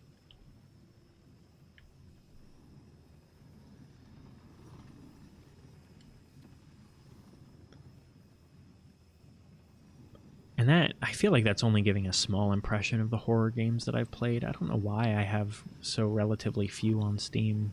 But I also can't, like, think of where I have played the rest of them. I guess I had some on the Xbox. Like, I played, well, that was Condemned 2 that I played on the Xbox 360. I consider Portal 1 to kind of be a horror game. it's like genre-wise, it's not really a horror game, but it has horror elements to it. Definitely. I got creeped out as a young teenager playing Portal 1 in the middle of the night alone in my basement. It's definitely got some creepy elements. What else? What else? I guess there was a big trend with action games having horror elements to them for a while there, which I guess might be part of why I'm thinking that I've played more horror games than that, but I've definitely played... Oh, hello.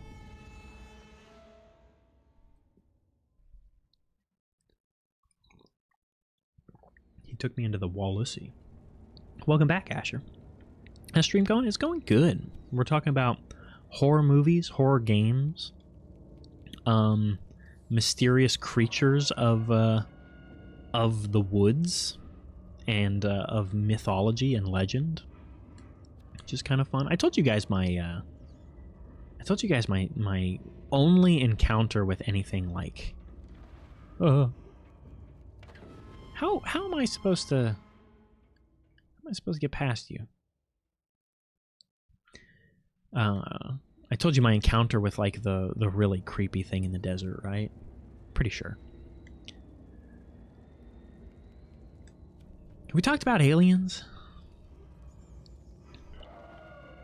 Talked about how aliens are like the only thing that frightens me. Okay, that's apparently not when I'm supposed to try and run past him. I'm just supposed to wait him out. Yeah, like I can watch a lot of different movies. Why do they frighten you? I don't know. I think part of it is just childhood, because like I saw Signs when I was like way too young to be exposed to it.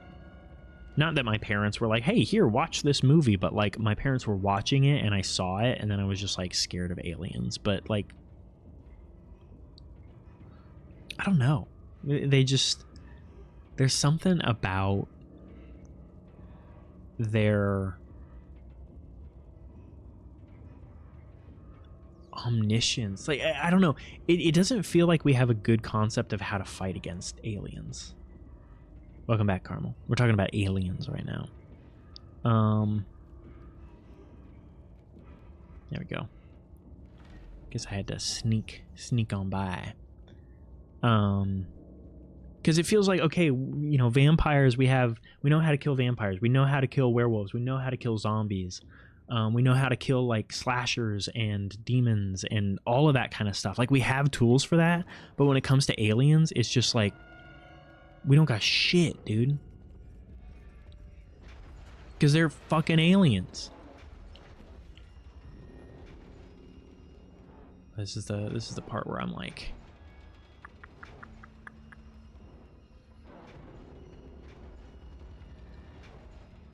oh, grab the thing. Grab it.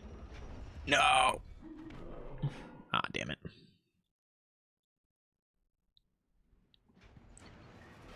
Just too ridiculous looking to be scary. I don't think that, first off, like 100 aliens are 100% real. Like that's just like I'm willing to be eccentric in that way. But that's I'm standing firm on aliens being real. What I don't believe is that aliens really why couldn't you pull it? What are you doing, kid?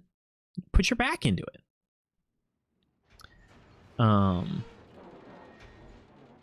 I don't believe that aliens look anything like... Okay. All right. I don't believe that aliens look anything like us or anything that we've like conceptualized them as. The Dark Forest theory, I think it's a very good explanation for like, dude, what? Am I supposed to be doing something with the arms so I like get the opportunity to do something here? Hold on, let's just camp out up here and actually take a look at this. I think Dark Forest theory is a very good explanation for like why Okay, so we can't be there. We gotta swap. So while he's rooting around over there, we're up here. And then when he's done with that and he's clawing at the cage, he's reaching up here. No, don't start crawling down. And we're going over here, right? Now he's done with that. We're going here. Grab the thing. Okay.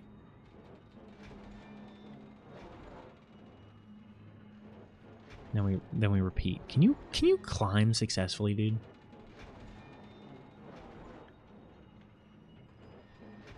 Oh my god.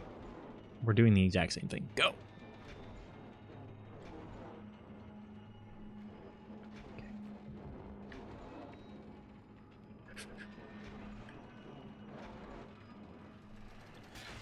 Ah, there we go. Okay. I was like, I do not want to have to do this again. Grab his arm. Yeah, pick it up. Shake his hand. Ew.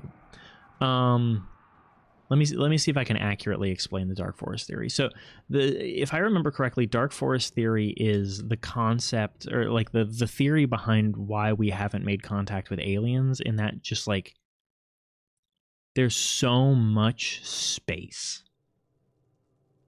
that like it's easy to miss people. Something to that effect, right?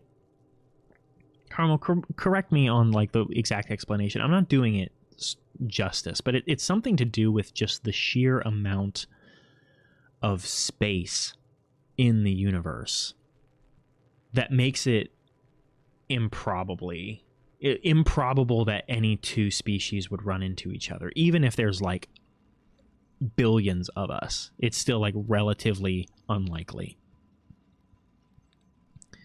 Something like that. I think it's a reasonable explanation, but I also like, I don't know. I enjoy... Am I thinking of a different one? I might be thinking of a different one.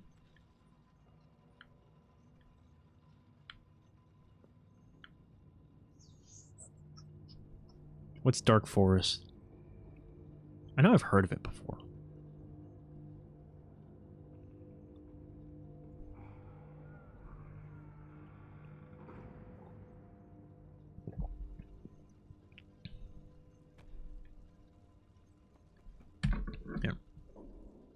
Because now I'm curious.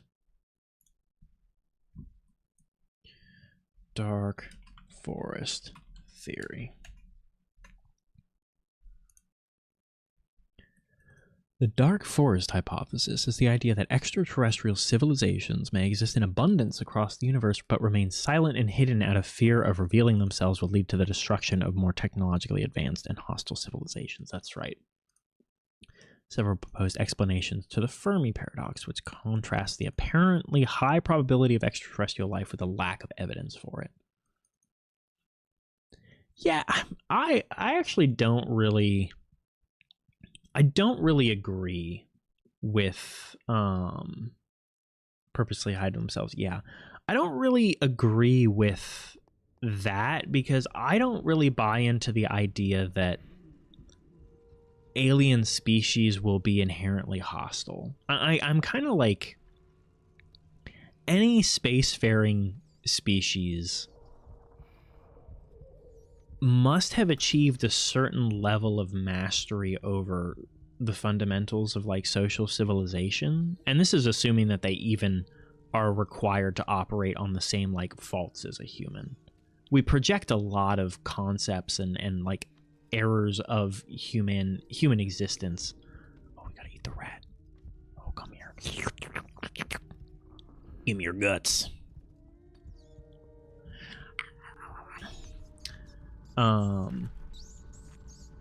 The British exist though. I mean, fair, but I don't know. I feel like the distance between intergalactic travel and seafaring is like requires some frontal lobe development, you know, some level of altruistic intent. And yeah, I feel like if you get to that point, the amount of resources, the amount of things that you, because here's where how I approach it. Like, if you get to the point of having mastered intergalactic travel, you have survived as a species for an incredibly long period of time, unless humans are just dumb as shit and like slow at coming up with this thing. But I'd like to give us some credit in thinking that we're actually pretty smart about it. All right. I mean, a few hundred years time to come up with like most of the fundamentals of science and mathematics is pretty good, all things considered. You have to be doing pretty incredibly to be beating us at that. So in order to exist to the point where you can like have intergalactic travel, I feel like you need to, come on, keep going. What are you doing? You as a species need to have existed for a reasonable amount of time, and that means that you've probably managed to conquer a lot of the fundamental problems of like social species, you know, in conflict between in-groups and out-groups and infighting. It just feels like that's so rudimentary for a group of people that have mastered that level of science and technology, you know? Not to say that you can effectively eliminate conflict. That's not really what I'm saying, but I do kind of think that at the point where, like, if aliens came down, and this is the plot of like many things, it's the plot of The Watchmen, for example, or Watchmen, not The Watchmen. I think if aliens came down and suddenly invaded Earth, I think a lot of people would stop fighting each other. Because suddenly we have a new enemy. You always need an enemy. Which maybe proves your point that a group that is... Nope, you didn't hear anything. Nope. Oh, you didn't see shit. Yeah, that's right.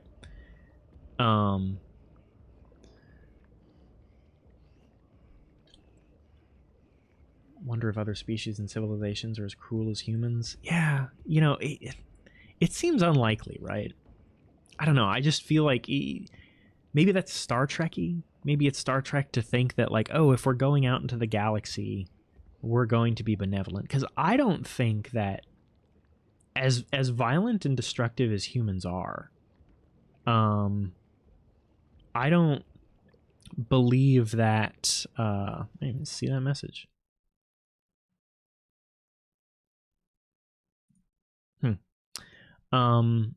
As violent as destructive as humans are, I don't think that we would just like charge out into space and then suddenly start like destroying the whole world or like the whole galaxy, you know? I know Cerebot was on that quick. It says the account was created 7 minutes ago though, so it's probably like it's probably spam. I trust Cerebot that they did it correctly. Yeah, like as shitty as humans are in general, I still don't believe that we would just go out there and start fucking everything up. But I don't know. Go. I guess just climb. Just climb! Gotta get the mouse off the screen again.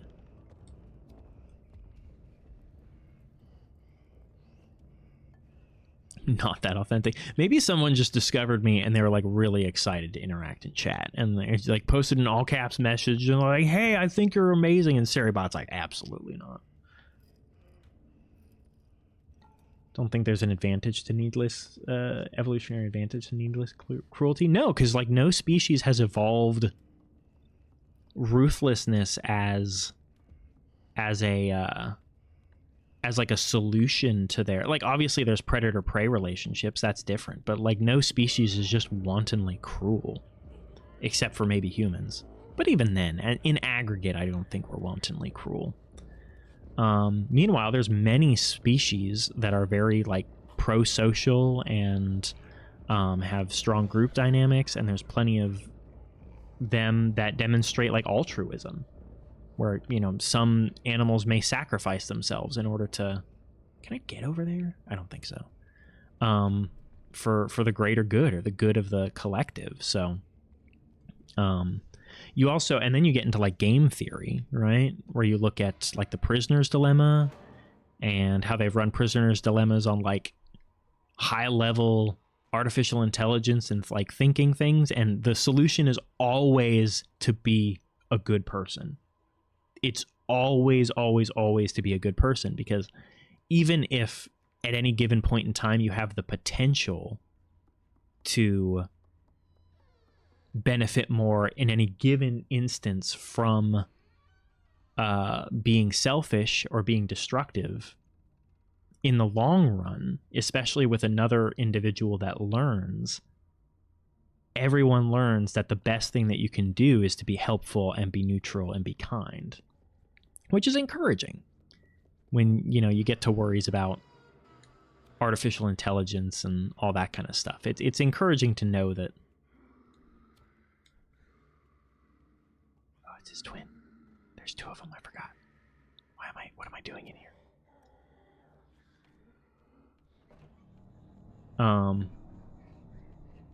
The hell? Oh.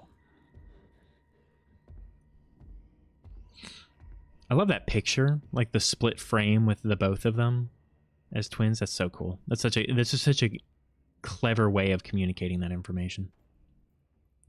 But yeah, it gives me confidence, because like, okay, maybe humans are shit, but I talked about this, I think last time or 2 times ago on stream, or maybe it was with my colleagues, I don't remember, where it's like, yeah, humans are probably going to die, or at very least like be stuck on Earth, but if we make like robots, yeah, it was us that were talking about it. It was like, when we make robots, like at least the robots will be able to go and do things, and it's stuff like that that gives me some confidence that at least the robots will have the potential to be good people, because they can understand rationally, like, oh, there's no advantage to just being destructive. Everyone loses in that situation.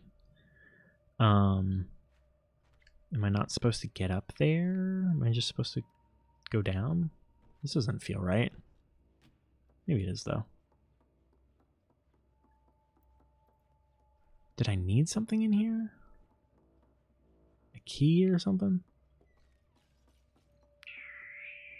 Maybe, maybe not. Oh, let's go back. The majority of humanity makes it hard for others to live peacefully. It's easy to think that. I don't believe that it's a majority. I just think it's a very destructive, violent, and hateful minority. And I think it's important, both from like an individual well-being standpoint and from like a larger societal standpoint, to not give in to the belief that most people are bad or cruel or destructive, because I don't believe that's true. I do generally believe that most people are kind. Don't come this way.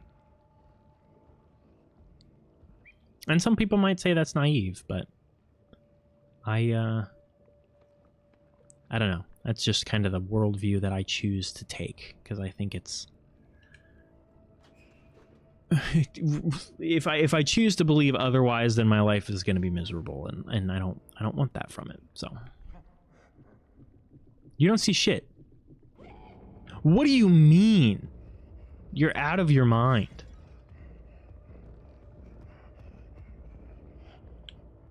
Go, go, go.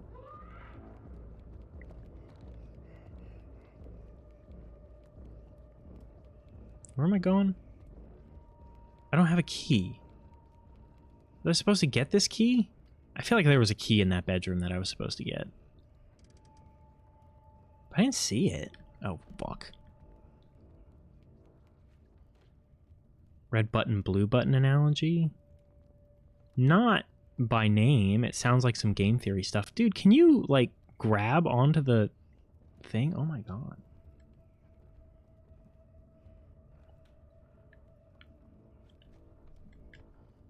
Just holding all buttons at all time. Where did his brother go? I thought his brother, like, came down here. And that they're... Damn it. Maybe this will respawn us closer to where we're supposed to be. Nope, it'll respawn us right here.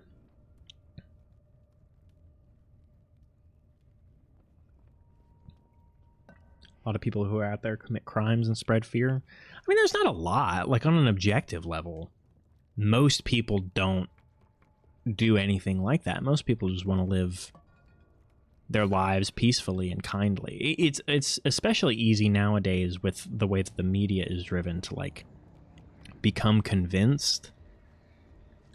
I mean, I'm going to use America specifically because it's, like, it's what I'm familiar with, and I know this statistics associated with it. But, like, you would think being exposed to the news that crime in America over the past, 10 years or however long is, like, up exponentially, 10, 20 years.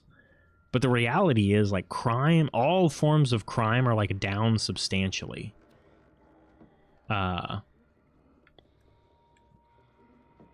Since, like, the 80s and 90s. Like, basically all of them. The world is a safer and more pleasant place. But that's not what media tells us, because that's not what media, like... Oh, there's the key. I wasn't paying attention. That's not what media tells us, because that's not what, like... That's not what makes money. No one tunes into the news to be like, ah, yes, the world is a better place. So that's, I think that's important to remember. And there's a lot of stats to back that up. Of course, that, doesn't necessarily always apply in all situations, because there's, like, geopolitical conflicts and there's all sorts of social stuff going on. So, yeah, I mean, it's not all sunshine and roses, don't get me wrong. There's lots of progress to be made and there's things to be upset about, but I don't know. I don't find a whole lot of mental benefit on ruminating on the idea of the world as a worse and more dangerous place. Is this gonna work? Okay, yeah.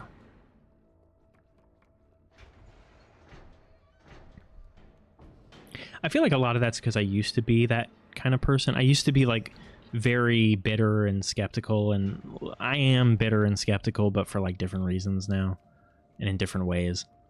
I used to be very bitter and skeptical about the world, and I was like, the world's just filled with shitty people doing shitty things, and okay. Hello. I'm, like, glitching all over the place with keys this time. And I don't know. At some point, I just decided that wasn't kind of the life philosophy that I wanted to take. And now I'm bitter and skeptical about different things. So you pick and choose. Shh.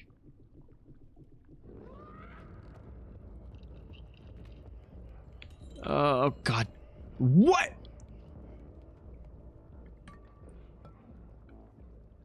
Pardon me? Dude, these keys are killing me.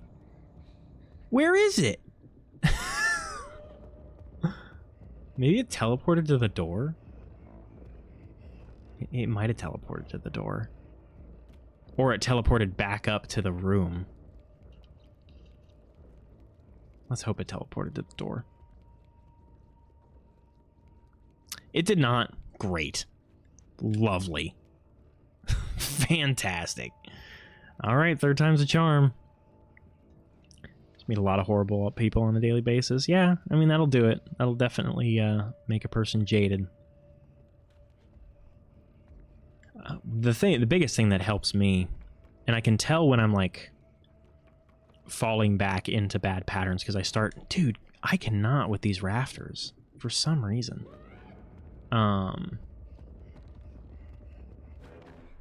Okay. It's going to spawn me here again, I bet.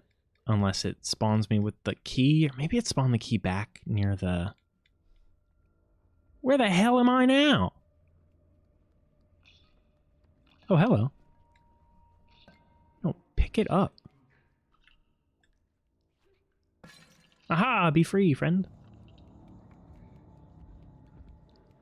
There's the key. No!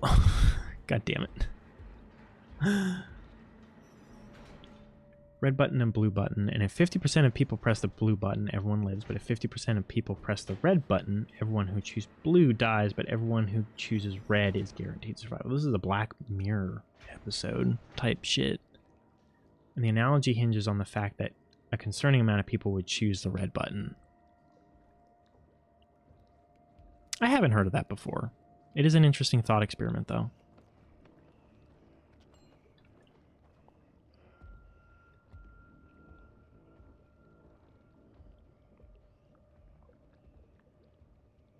I wonder if it's actually been tested, though.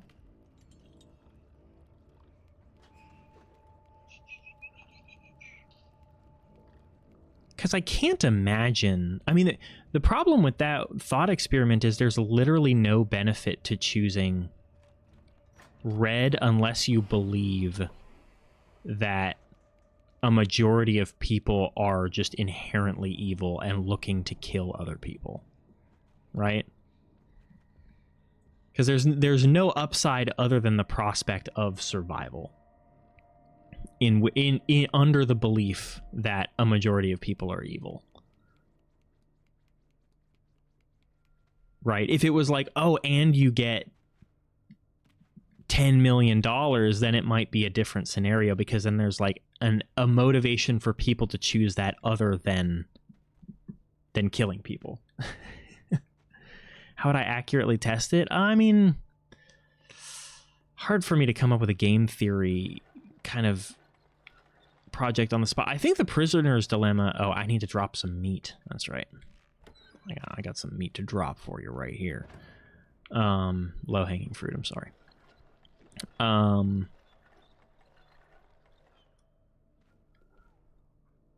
The Prisoner's Dilemma does a pretty good job of it, and it's basically the same experiment, or same thought experiment that you're talking about, where it's like you have a scenario, and if both people choose one way, because it's two prisoners are being interviewed, and they have the opportunity to like narc on each other. If both of them confess, then they both get half a sentence. If one of them confesses and the other one doesn't confess, then one of them gets a full sentence and the other... Or no. If both of them say nothing, they both get half sentences. If one of them confesses and the other one goes free... Hold on. I'm getting confused. Give me one more try at this. You can either stay silent or you can rat on the other prisoner. That's what it is. You can either stay silent or you can rat on the other prisoner. If both people stay silent, then they get half sentences. If one person stays silent and the other person narcs on them, then the person who stayed silent gets a full sentence. And then if you both report on each other, you both get a full sentence. Right. So there's a prospective reason to want to report the other person, because then you go free. But mathematically, and this is what I was referring to earlier, like when this has been put through simulations, mathematically, the best option is to not say anything, for both people to not say anything, because as a whole, on the whole, you get the least amount of prison time, like on average, simulated over 100 different scenarios or something, if you do that. Even though it does require some individual sacrifice, it's the best option. And I think that's a pretty accurate impression, because there's, unlike the scenario that you presented, not like I'm like saying that there's anything wrong with it, but like the one that you presented, there's no reason to press the red button other than prospectively surviving if you believe a bunch of people are evil. Whereas in this situation, like, there's motivation to do the wrong thing because you get a benefit from it. Red people think that everyone will choose the red button and they are saved if everyone who chooses the blue button dies. Is their own fault. Yeah, I get the line of logic. I just don't know like conceptually, and I say this like, I say this as someone who has a good amount of exposure to people who are like genuinely bad and evil people. Like, I need to pull the thing again. There we go. Drop the meat. I'm not gonna like sugarcoat that for their sake. Like, people who do some horrific stuff and frankly just have like horrible, selfish, evil motivations for doing that kind of stuff. This is not how I should be cranking this. Like, this is not good for your back. Do I need more meat? I guess I have to use the body. I guess I have to.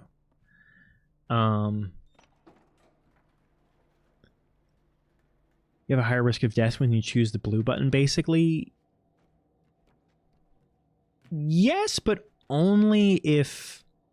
I guess what I'm saying is, like, you only have a higher risk of death if you're concerned that the number of people... And I guess part of the question is the sample size, right? Because if we're talking about 10 people, okay, that's different than if we're talking at the population level. Okay. You're doing a cool little thing here, but like, I'd like you to jump onto the body bag, please. Because like, I guess the experiment does change when you're talking about 10 people versus the global population. Because if we're giving this button to everyone in the world, I am absolutely not afraid of choosing the blue button. Absolutely not. If we're giving this to a group of like 5 people, depending on the group, am I doing something wrong here? Like, I feel like I'm supposed to be jumping on this, but it's not grabbing.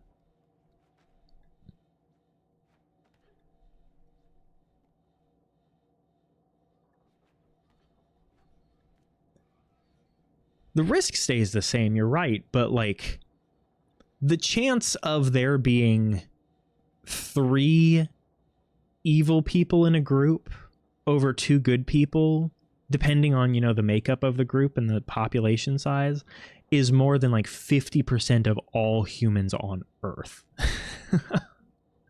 I'm like, yeah, if you went and chose like 5 people from downtown in a rough part of town who, you know, grew up on the streets and have a very like, oh, I gotta get mine mindset, then yeah, you probably want to choose the red, because like everyone else is out for themselves. But if you're saying we're gonna pull everyone on the planet and we're gonna see who, like, how people vote, I don't think that people are voting in the red. Maybe I'm naive in that, and maybe I'll die as a blue voter, but like,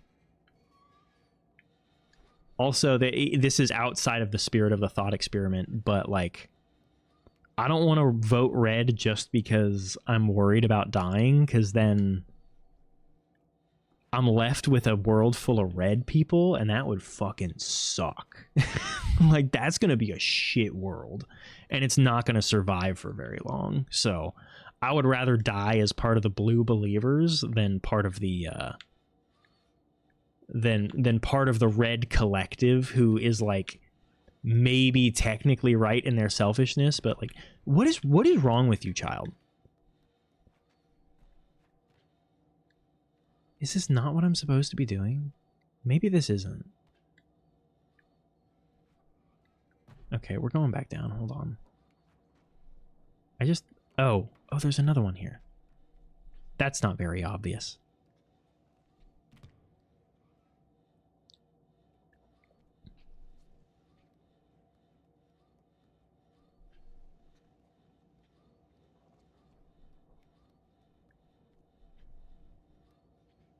Yeah, and I guess that's the other problem to the scenario that I have, like, versus the prisoner's dilemma, because there's no reason that everyone couldn't just vote red, right? Like, obviously there's a downside and there's like a moral weight to it, but if you were given this scenario, the most sensible thing would just be for everyone to vote red, because then no one dies. and the only consequence is you have to live with the theoretical consequence, like theoretical implications that you may have been involved in, complicit in killing people. And then you're right, it's like, well, they should have chosen red. I think that's the problem with the thought experiment, is there's no downside to everyone choosing red. There is a perfect solution to it.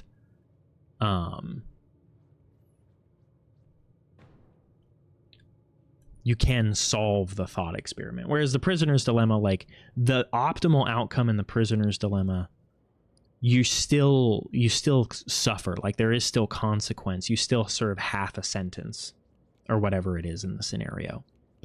And so you as an individual have to take on some degree of burden to manage to and to do the ideal scenario in that situation.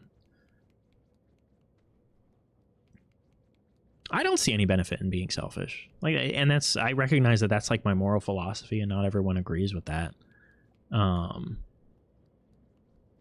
Like it's just, and it's my lived experience. I have literally never in my life encountered a situation where being selfish would have worked out better than being kind and generous. And that's why I believe that. I know that other people don't have the same, oh shit. That's not fair. I know that other people have different lived experiences than I do and have different worldviews as a result of that. I'm cognizant and respectful of that. There's some people who have grown up in very, very rough circumstances and have been, led to the belief that they have to do what they can to get by. And that's like legit. That's a real thing.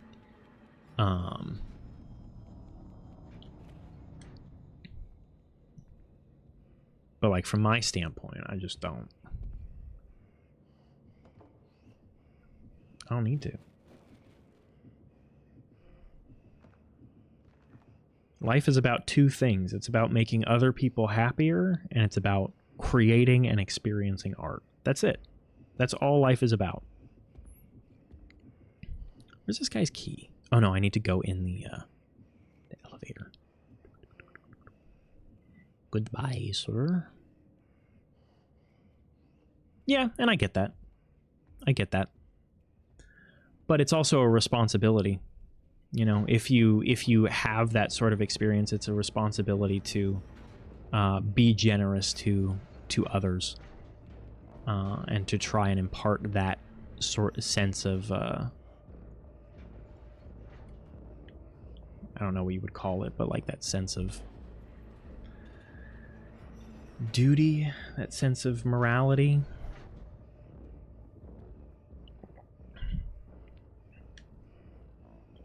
Because in real life, if everyone chooses the red button, then everyone loses. Like, society doesn't function if everyone has a all for themselves mindset to things. So it's important that we work to preserve the concept of goodness and altruism. I feel like I can't walk in front of him. I also feel like I can't walk behind him. Dead tired? I hear you, Asher. I hear ya. I will be here tomorrow morning, so get some good sleep.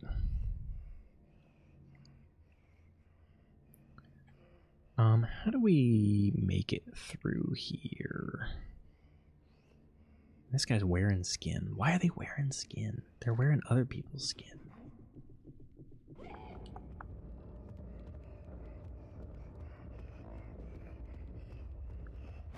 Okay, that's not how I'm supposed to go through there. He's gonna put me in the meat grinder. See you later. Have a good sleep. If I chopped you up in a meat grinder.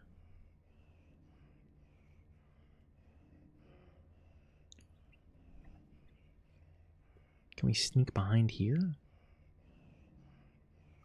This guy's less clear in how we are supposed to avoid him. Like, the first guy is very obvious in that he can't, like, hear, but this guy, I guess, is a more standard enemy. I want to know what he looks like underneath his mask.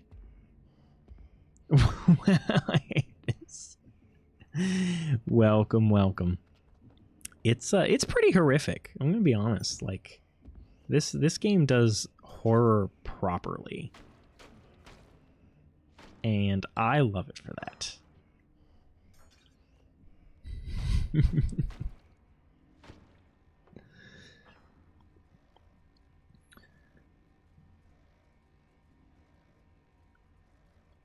How'd we get from... I think it's because we started talking about like the nature of intergalactic travel and whether or not spacefaring species would be benevolent or malevolent. I think that's the through line there. Go.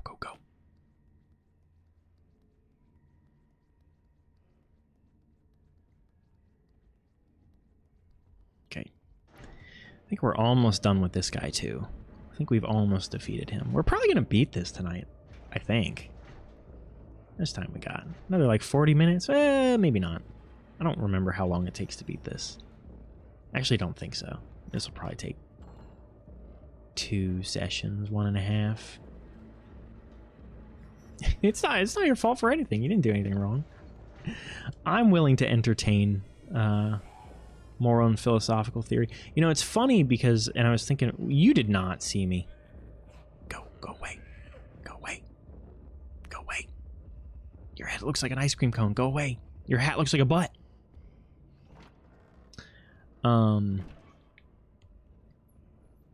It's funny because, like, I've mentioned before how I streamed like way back in the day, forever ago. Different account, different time, different me, frankly. And when I started that channel, I was really like, oh, I want to be a refined and intelligent streamer, not like these other gaming streamers. I want to have intelligent, sophisticated conversation. What am I doing down here? It's just a plunger. Oh. I want to have intelligent and refined conversations. And that didn't really work for a variety of reasons. But like now, intelligent, yeah, no, I mean that's exactly my point. Is because now I'm like, I want to be brainless. Like, I want to be dumb on stream. I want to be a fucking doofus. I want to be an internet Fox himbo in my spare time. So we can definitely see how that that intelligent and refined conversation has turned out for me. I just find it funny in reflection. It's one of those, like, you know, pretentious things that you do when you're younger. You're like, oh, yes, I need to be taken seriously, so I need to be refined and be a representation of upstanding intelligence. And now I'm like, furry porn. Like, this is my punchline. How we doing this? Why are there so many plungers?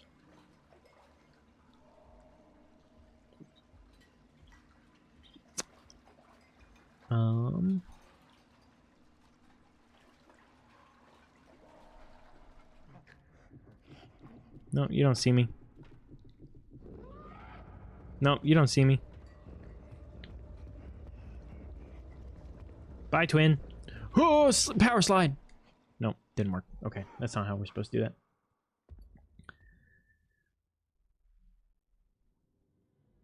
Desire to only want intelligent conversations and stuff itself. You're exactly right.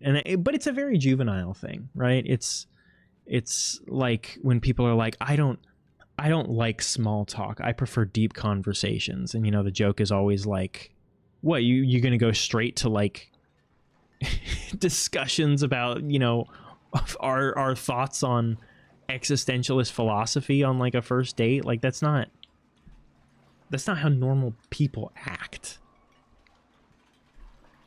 And I still like philosophy and intelligent conversation. It's not like something that's out of the realm of stuff, but also like I'm also to the point in my life where I have to be intelligent and responsible and like refined enough in my normal life. I'm not looking to do that in my hobby spaces, right? I want to come home and be able to shut my brain off. I don't want to be like, yes, I don't want to have to do homework for my hobby. Like, come on. It also, you like end up, which is one thing you have to be careful about. Like you attract what you are, and your community becomes a product of yourself, right? It's a mirror. It's a reflection of who you are, your values, your morals, and the kind of the stances that you take on things. So you have to be very careful because, like,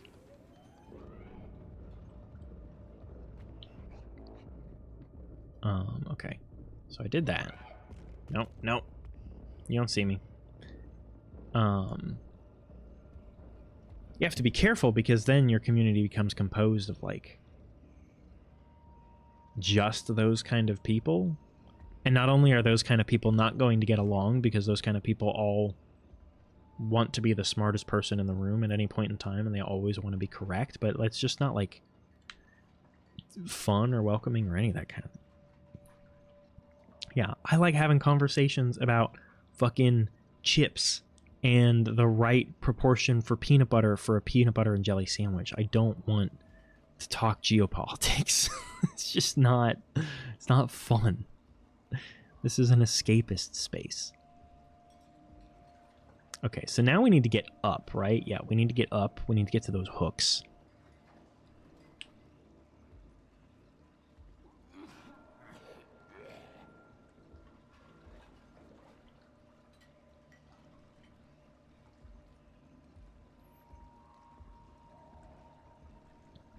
So yes, I don't cringe at a lot of things that I've done in my life. I have a fair number of cringeworthy things. I've talked about some of them here. Where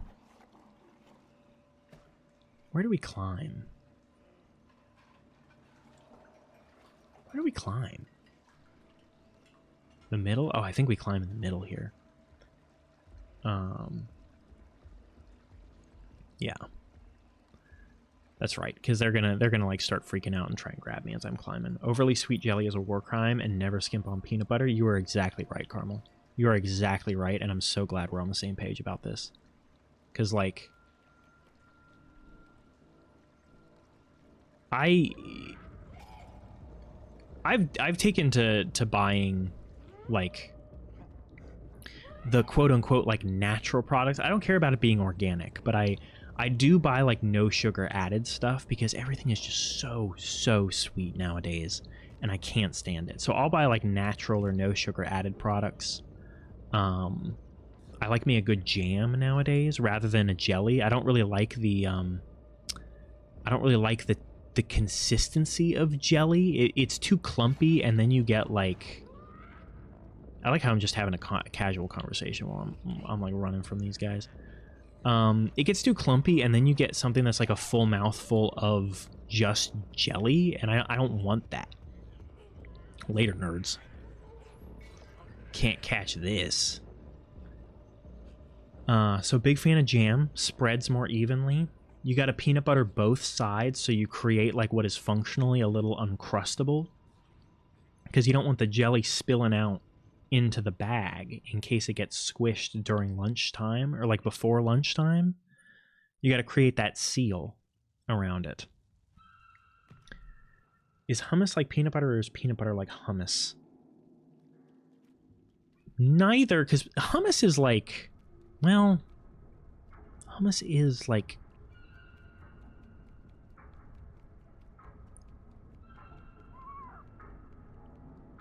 wow, this is an incredible question. Oh, I fell because I wasn't paying attention. Is peanut butter, because, like,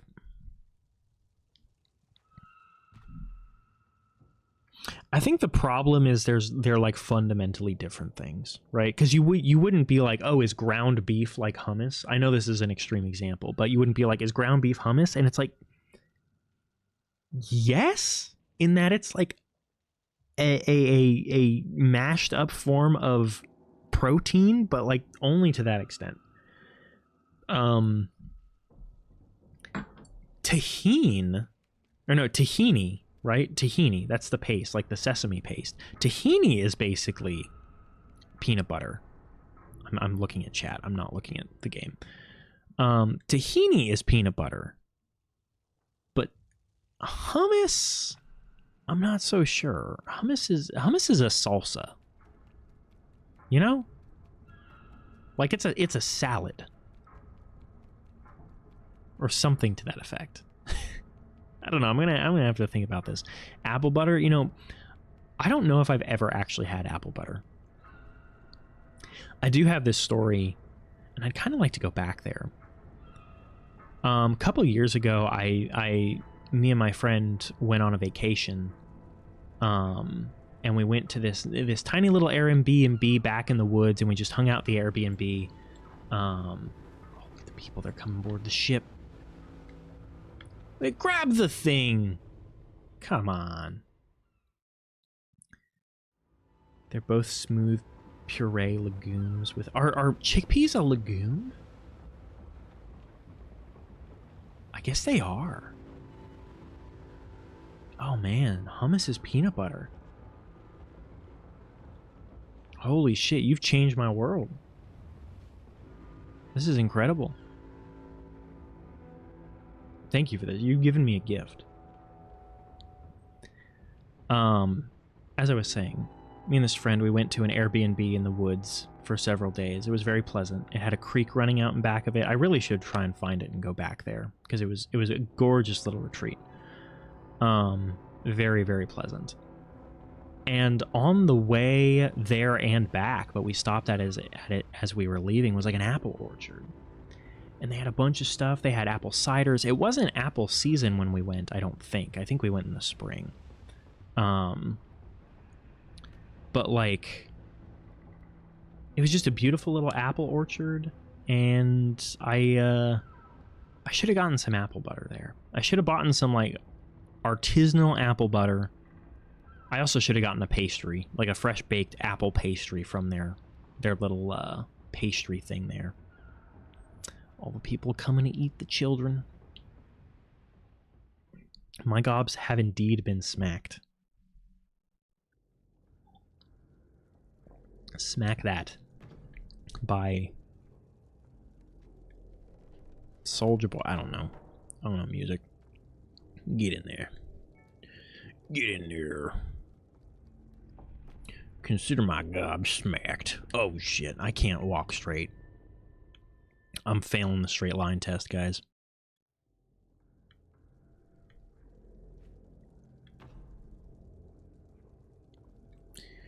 What in darnation? I feel like I'd be a voice actor. Not a good one, but like I could do it. I would just be like the guy who voices Bob in Bob's Burgers, and I would just always use my normal voice. And like all of my roles would just be my normal speaking voice.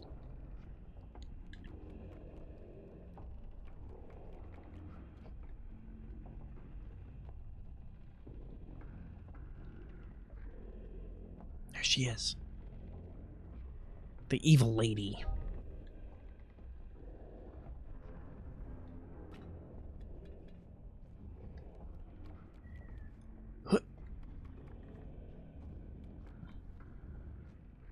I'm excited for vacation. I really am. The celebrities who are only given the job because they're a celebrity? Yeah. Basically one of those. Like they don't even do a very good job of it. Though I will say I have a large amount of respect for celebrities who actually do a really good voice acting job. I was talking about J.K. Simmons in Invincible. He's done several voice acting things, but like his performance in Invincible is so good. And part of this is because Invincible is so good, but like, yeah, why it's always bad actors that also get the privilege of just like being no. No, no, no, no, no, no. It's always bad actors that just end up getting roles as themselves or getting like cast to play. Like the fact that Chris Pratt, I've never seen the Mario movies. The fact that Chris Pratt is Mario like really pisses me off. Because that's just like insulting. Frankly. Get real voice actors. Or if you're not going to get real voice actors, at least get people who are good, actors who are good at voice acting. It's not that hard. I'm not saying that voice acting is not that hard. I'm saying it's not that hard to get people who are actually better at voice acting. Like, come on. But yeah, I refuse to see the Mario movies, mainly because of Chris Pratt. Or Crisp Rat, as I call him. They're like way too excited to try and eat me. I'm a delicacy to them. I am a sweet treat. I will say that much.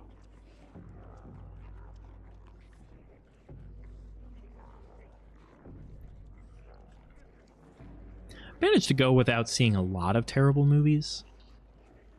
Well, okay, terrible might be a little bit too critical. I mean, I've actually heard that the Mario movies are pretty good. I haven't heard much about the new one, admittedly. But, like, I heard that the original Mario movie was pretty good. I refuse to see the Minecraft movie, though I do enjoy saying chicken jockey. That's quite fun. Oh, you gotta give him a hug.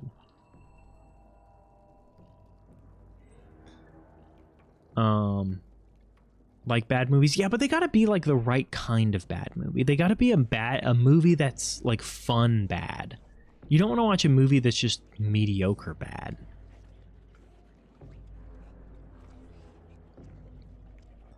And there is a place for movies that are so bad they're good, even though I think those are a lot rarer than people talk about. You know, I was talking about how I've like tried to become much more versed in horror, and part of that, included in that, is kind of the experience of just oh, there's sausages here.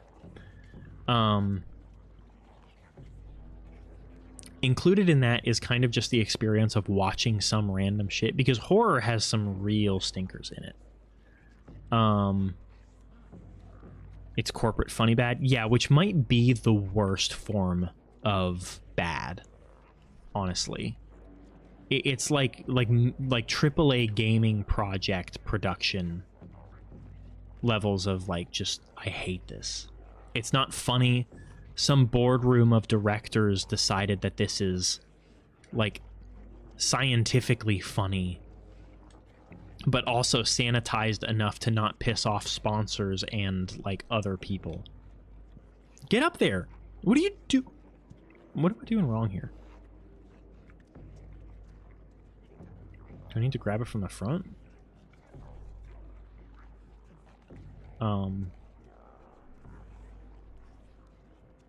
Can't grab it at all, I guess? Do I climb? I think I climb up the sausages because I'm supposed to, like, get on. Ugh, no, that's just not enough. Okay, swing more, maybe? I don't understand. I'm pretty sure I'm supposed to get up there, and I'm pretty sure this is the way that that's supposed to go. Or maybe, maybe not. Maybe I'm supposed to get up from here. Yeah, this looks like it's lit appropriately. There we go. I'm a silly, silly boy.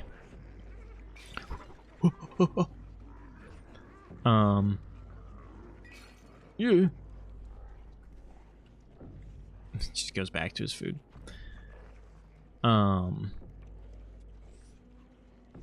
Yeah, that's like the worst kind of funny.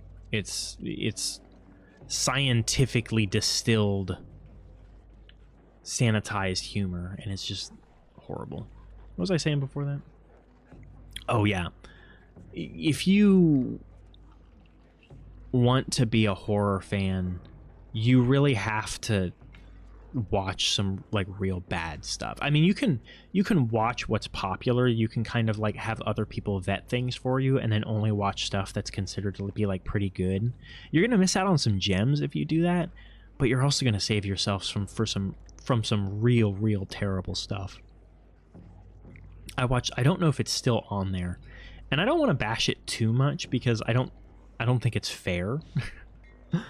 But like there's a movie on Shudder, which is a streaming platform specifically for horror movies. It's like $6 a month or something like that. Did I tell you to let go? No. There's a movie on Shudder and it's called like Yellow Brick Road. I'm fairly certain that that's the name of it. It's called like Yellow Brick Road. And it feels like a high school project. You hate Scream 7? I've never even seen Scream 7. I think I've seen up through Scream 4, maybe 5 once. But I have not seen Scream 7. I actually heard it was okay, but I mean, I trust you when you say that it was not like good.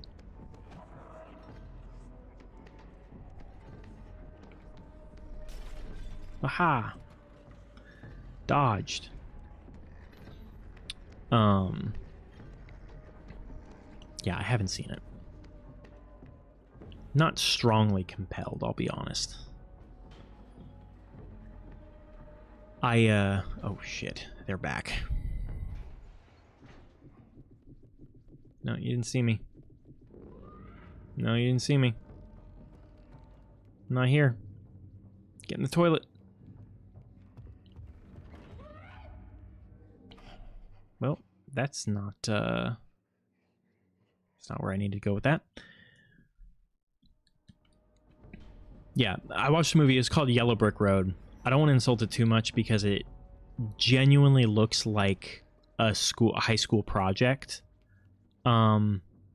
Absolutely baffling decisions in that movie. Oh man. What am I supposed to do with this mirror? I don't understand. And the production puts you off it immediately. Is it not like super high production value? I figured it would be, being like a, you know, a remaster of a, or not a remaster, but like a reboot of an old series. Okay, I think I just need to run and hide faster in here. I think that's what I'm missing because I'm like, I'm wasting some time. Okay, just need to go. That surprises me. But anyway, yeah. Yellow Brick Road. Terrible. Breaks like every rule in filmmaking. Not scary. Doesn't make any sense. But I watched it.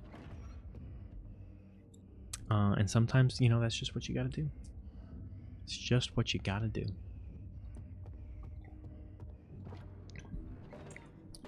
But hey, I'm still talking about it. Whereas, like, I've watched other horror movies that were just, like, mediocre bad in an uninteresting way. Like, there was VHS. Why is there a cuck chair in this one-way mirror?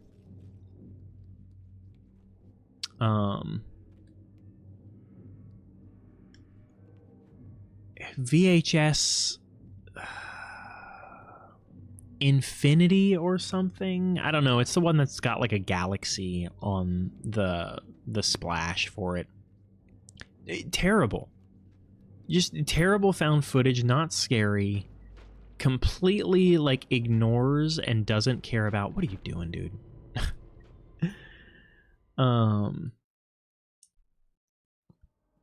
Doesn't care about the fundamentals of found footage films in general. It's just, that's the kind of movie I hate more than anything, is like when it doesn't understand even the reason for existing, which definitely is where Scream ended up, where like it lost the plot of it being a parody of slashers while also being a good slasher, and just like went into being bad slashers. I don't know. Fired Sam's actress because she supported Palestine. Man, like, way to shoot yourself in the foot. Doesn't make any sense. That's another like corporate hate thing. Like, why are Suits so out of touch that they like fundamentally don't understand important components of their game or movie, and they're like, oh no, we can just like totally get rid of that, that's not a problem. I guess it's partially the director's job to like preserve those sorts of things, but still, it just doesn't make sense to me how sometimes they're like, what if we made a movie but we didn't include any of the elements? That's kind of why, I don't know, saying I'm hopeful is maybe too much of an endorsement, but well, that worked, I guess. I'm cautiously optimistic about the Bloodborne movie. Cautiously optimistic. I don't know much about Jacksepticeye, okay? But then again, I didn't know much about Markiplier, and I loved Iron Lung. So I'm willing to be open-minded. And my impression of Jacksepticeye from everything that I've ever seen and ever heard about him is that he's a pretty decent dude. He also seems to be very, very passionate about Bloodborne. So that's a decent start.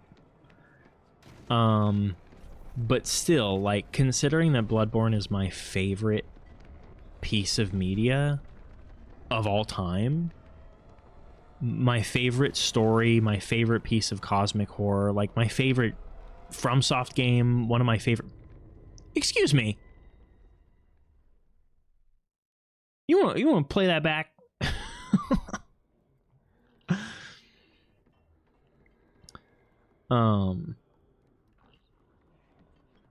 Like, considering it's so dear to me, I'm so nervous about what the movie could possibly turn out like, because it's a much larger project than Iron Lung. There's much less room for creative expression and a lot more that needs to be adhered to, unless, you know, if it would have come out and they were like, oh, well, this is a movie set in the world of Bloodborne, but it's not actually recounting the story of the game itself, I might actually be more optimistic about that. Get up there, get up there, get up there. No, no, no, no, no.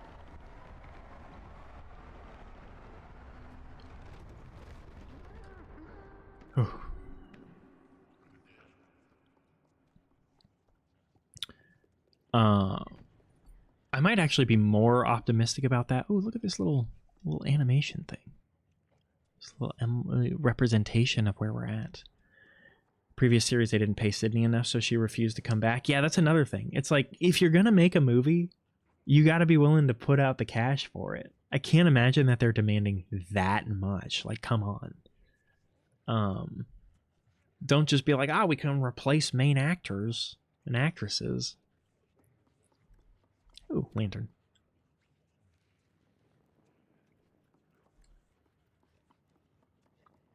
That's us. We're on this ball in the middle of the ocean. Is this the final boss? I think we might be kind of close. Oh, I think we are. Because we eat her, don't we? That'll be perfect timing.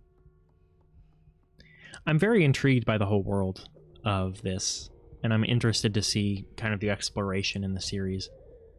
Because it's just such an interesting premise. Like, there's so many questions, and it does such a good job of like not answering those questions, which is so important. It's so important that I have questions about things. No, don't eat him. Oh no. I'm sorry, little guy. I'm sorry, buddy. We are a monster. We're becoming one of them.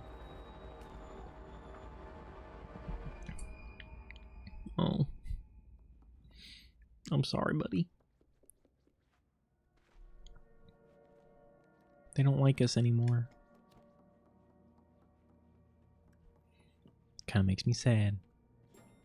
You can afford a ludicrous amounts of money to be the original actress of the series. Exactly. Like, of all of the places to cut costs, why you would decide that on literally the main actress of the series that you're making, like, it just doesn't make sense. You wouldn't make Top Gun Maverick and then be like, I don't know, Tom Cruise just feels kind of expensive. I think we should probably try and find an alternative. Like, it just doesn't make any sense. Come on. Can I pick this up? Oh, hey, we did it.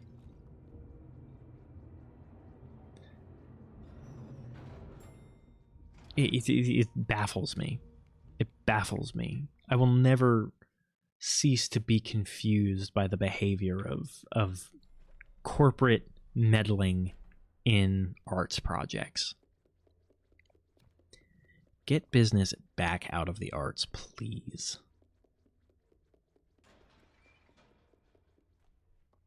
I think we can just finish this, because I'm pretty sure that this is the end. Or if not the end itself, it's very close to it.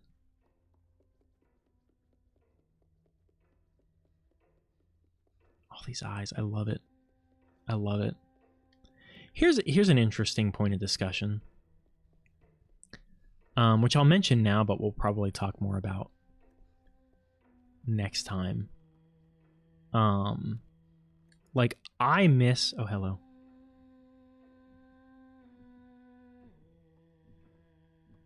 Mother? Is that you? Was I not supposed to be detected by her?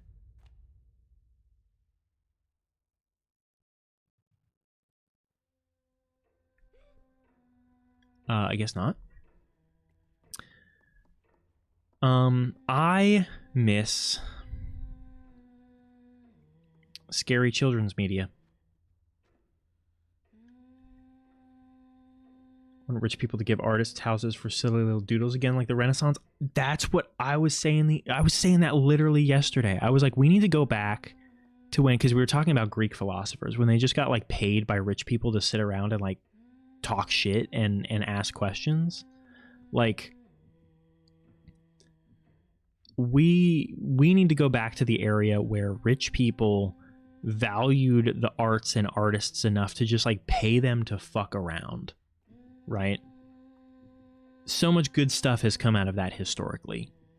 And it costs so little because artists do not require much. They live for art. They do not live for material luxuries. Is it the bed frame? I guess it is.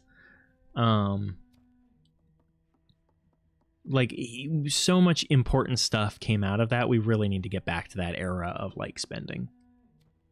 100% agree. This has the key in it, I think. But then she's like, "The fuck you doing?" We're mostly college professors. Yeah, there was like a didactic component to what they were doing, for sure. For sure. But they were teaching philosophy. Right? I mean, presumably. I don't know, unless they were like also in physics, which is I suppose is potential. I don't know too much about the ancient Greeks.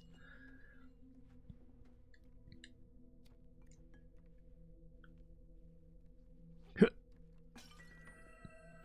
don't know which ones we missed. I feel like I got all of the ones that I typically get, but I probably missed the ones that I always miss, which makes sense.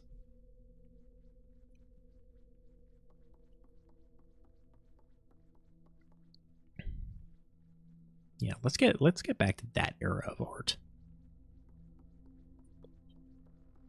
Oops, don't close that. She got so many dresses. Just having a period of time in general. Oh, well, and this was the counter argument. Is like, well, you know, because I was like, we need to pay people to make art. And they were like, well, you know, people get paid to make TikToks. And I was like, we need to pay better artists then. If that's our standard for the art that we're paying for. Also, that's like money in the form of time coming from like the general population, where I'm with you. It's like it needs to be coming from the rich people.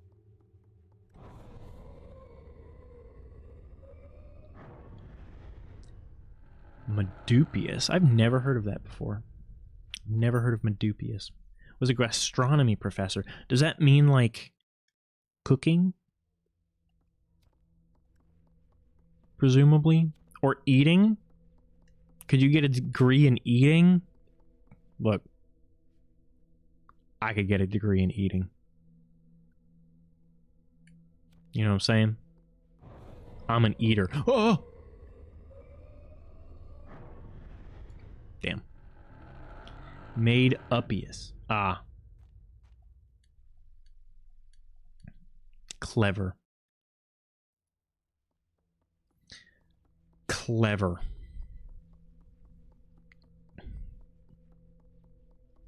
I stand by it. I'd have a degree in eating. Eating pussy, maybe. What is, like, how do I avoid you? Do I need to look at you? Is that what I do? Is that what's going on here? Maybe. Mayhaps. Per maybe. Be like, I ain't afraid of you. I ain't afraid of you. Nope, that's not how that works. We should be afraid. Gastronomy is an actual study? Yeah, of what? Like, it's cooking, right? Like, a chef is like a gastronomist. The fundamentals of flavor. Go, go, go, go. Huh. That's right.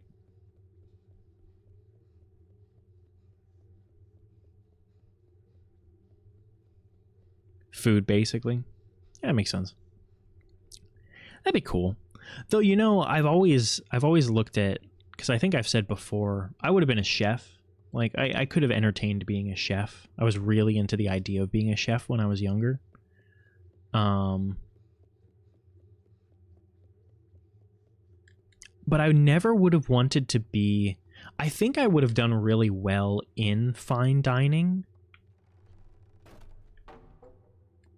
You know, very high pressure performance, like very focused on excellence. Like, I feel like I could have done really well in this environment, but oh yeah, this is the fight, right? Because you got to show her reflection. I feel like I would have done really good in the fine dining environment, but I never would have actually wanted to do fine dining or any of that like science-based food stuff. That doesn't interest me. I would have wanted to run just like a really nice restaurant.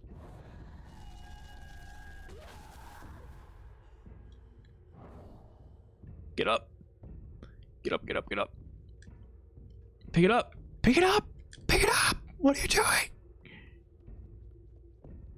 Oh, God. I think I'm dead.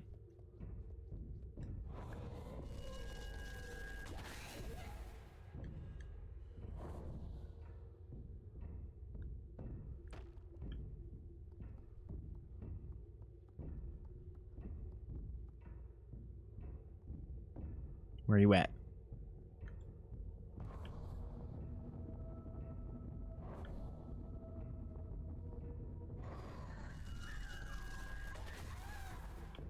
Can't fool me. I know where you're coming from. No, don't chuck it. Oh, now we're definitely dead.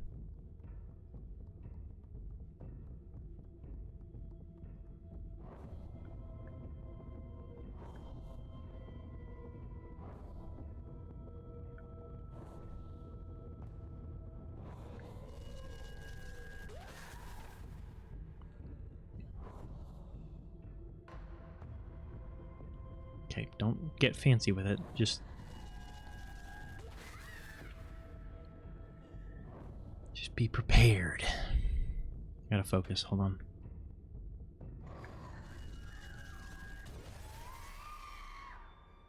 And there you go. It's just that easy.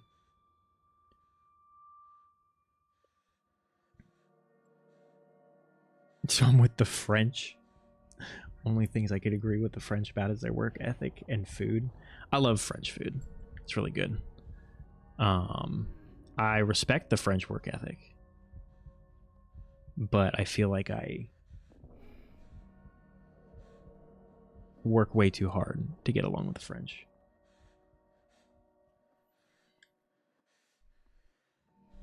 Pretty much every European, and this isn't me like, oh, I'm hungry. I'm hungry. This isn't me bragging. I feel like work ethic, like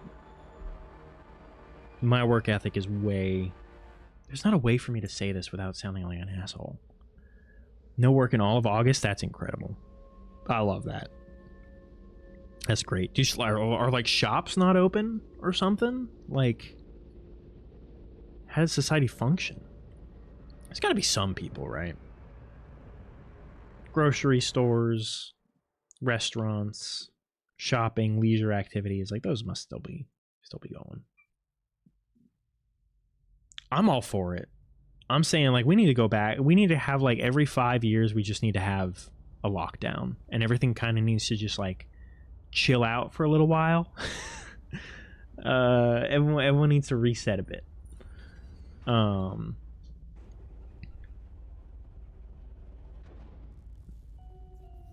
August is the holiday month. I see. Yeah, I have so much admiration for societies who have managed to keep a very good separation between the like how much they're working, their professional and personal lives, and not to make like their professional life their entire existence. That's so healthy and important. I love this little sequence. This is like so good.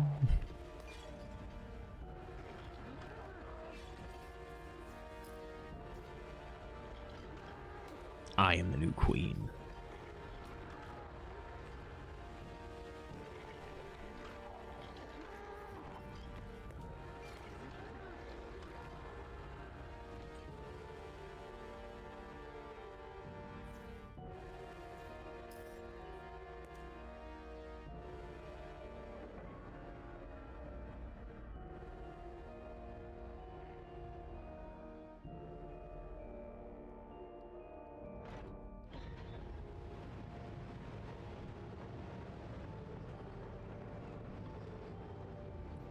And up we go.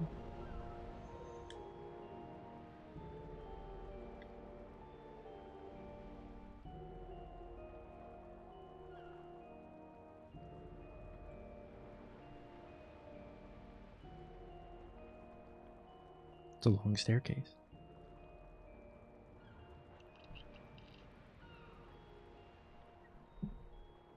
Look, we Americans have a lot of kinship with the French. All right, we have a strong legacy together.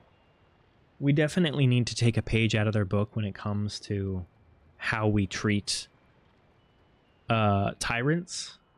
You know, they taught us once. We just need them to come back over and give us a little reminder. Maybe bring some schematics about blueprints with them, or of some blueprints of guillotines with them. That would be great. That would be excellent. Well received. I'm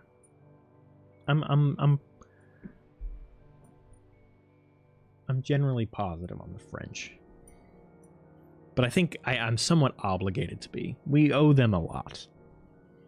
Like a third of our country came from them for like a nickel. It was an excellent deal. Oh, who Rusty Cage is? That sounds like a professional wrestler. Or the character in like a really shit post-apocalyptic noir PI novel. Like, my name is Rusty Cage, and I own these parts. Maybe it's not a PI novel. Maybe it's like a western, a post-apocalyptic western.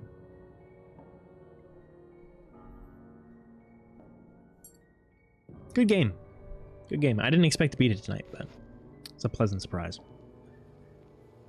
Rusty Cage. Or that's like a fake ID name. Like, it always, whenever I hear a name like that, it reminds me of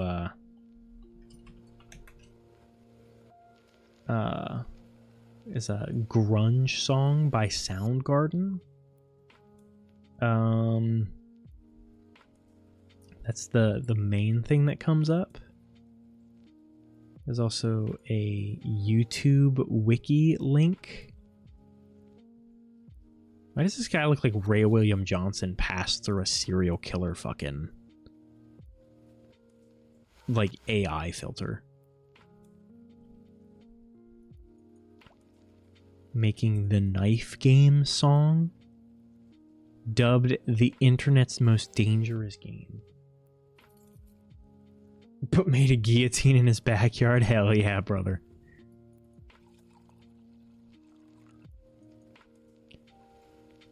Subsequently, he was invited to Germany to compete in the game show Unschlagbar, where he managed to be the fastest knife player and won 50,000 euros, or 57,870 US dollars. For years, he continued to make a series of knife game songs, adding up to a total of 34 videos. Brother was really going back to that well. Cover songs as well as original music. Rusty Rants and Rusty Response. God, I remember the era of YouTube where, like, people were responding to each other over shit. Also, I learned the other day that on YouTube you can, like, reply in voice messages now, which is crazy, and I don't know who, like, I don't know who thought that was a necessary. Oh, there's Rusty Uncaged. Okay. The Guillotine Saga. This is an entire portion of his wiki. Rusty Cage uploaded a YouTube video time. It's time to build a guillotine, where he stated that he was planning to build a 12-foot guillotine. States that the lumber alone cost him $1,200 while he won $58,000 in some knife game tournament. So he's good. Planned to use a street sign for the blade, but was informed by his subscribers that that would be a bad idea as the sign would need to be stronger.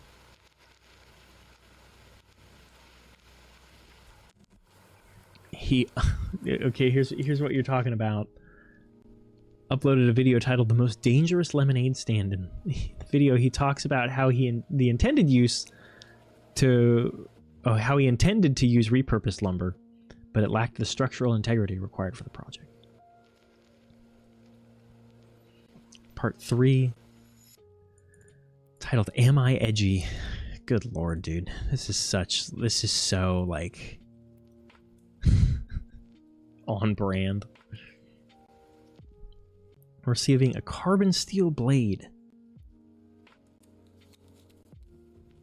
weighing 35 pounds. Traditional guillotine blades weighed 80 pounds. Wow, that's interesting. Learned something new today. He's required to build a mount that allows for extra weight to be added to increase the efficacy of the contraption. He tests the blade on different types of fruit and successfully makes himself a glass of lemonade. Incredible. Incredible. Oh, what's up? Give me the last bit. Oh, Carmel. Well, I don't want you to be sorry earlier about breaking your streak. I'm glad that you're here, and thank you so much for hanging out with me and chatting all night long. It's very, very sweet of you. And it means a lot to me. I will not forget it, I promise you.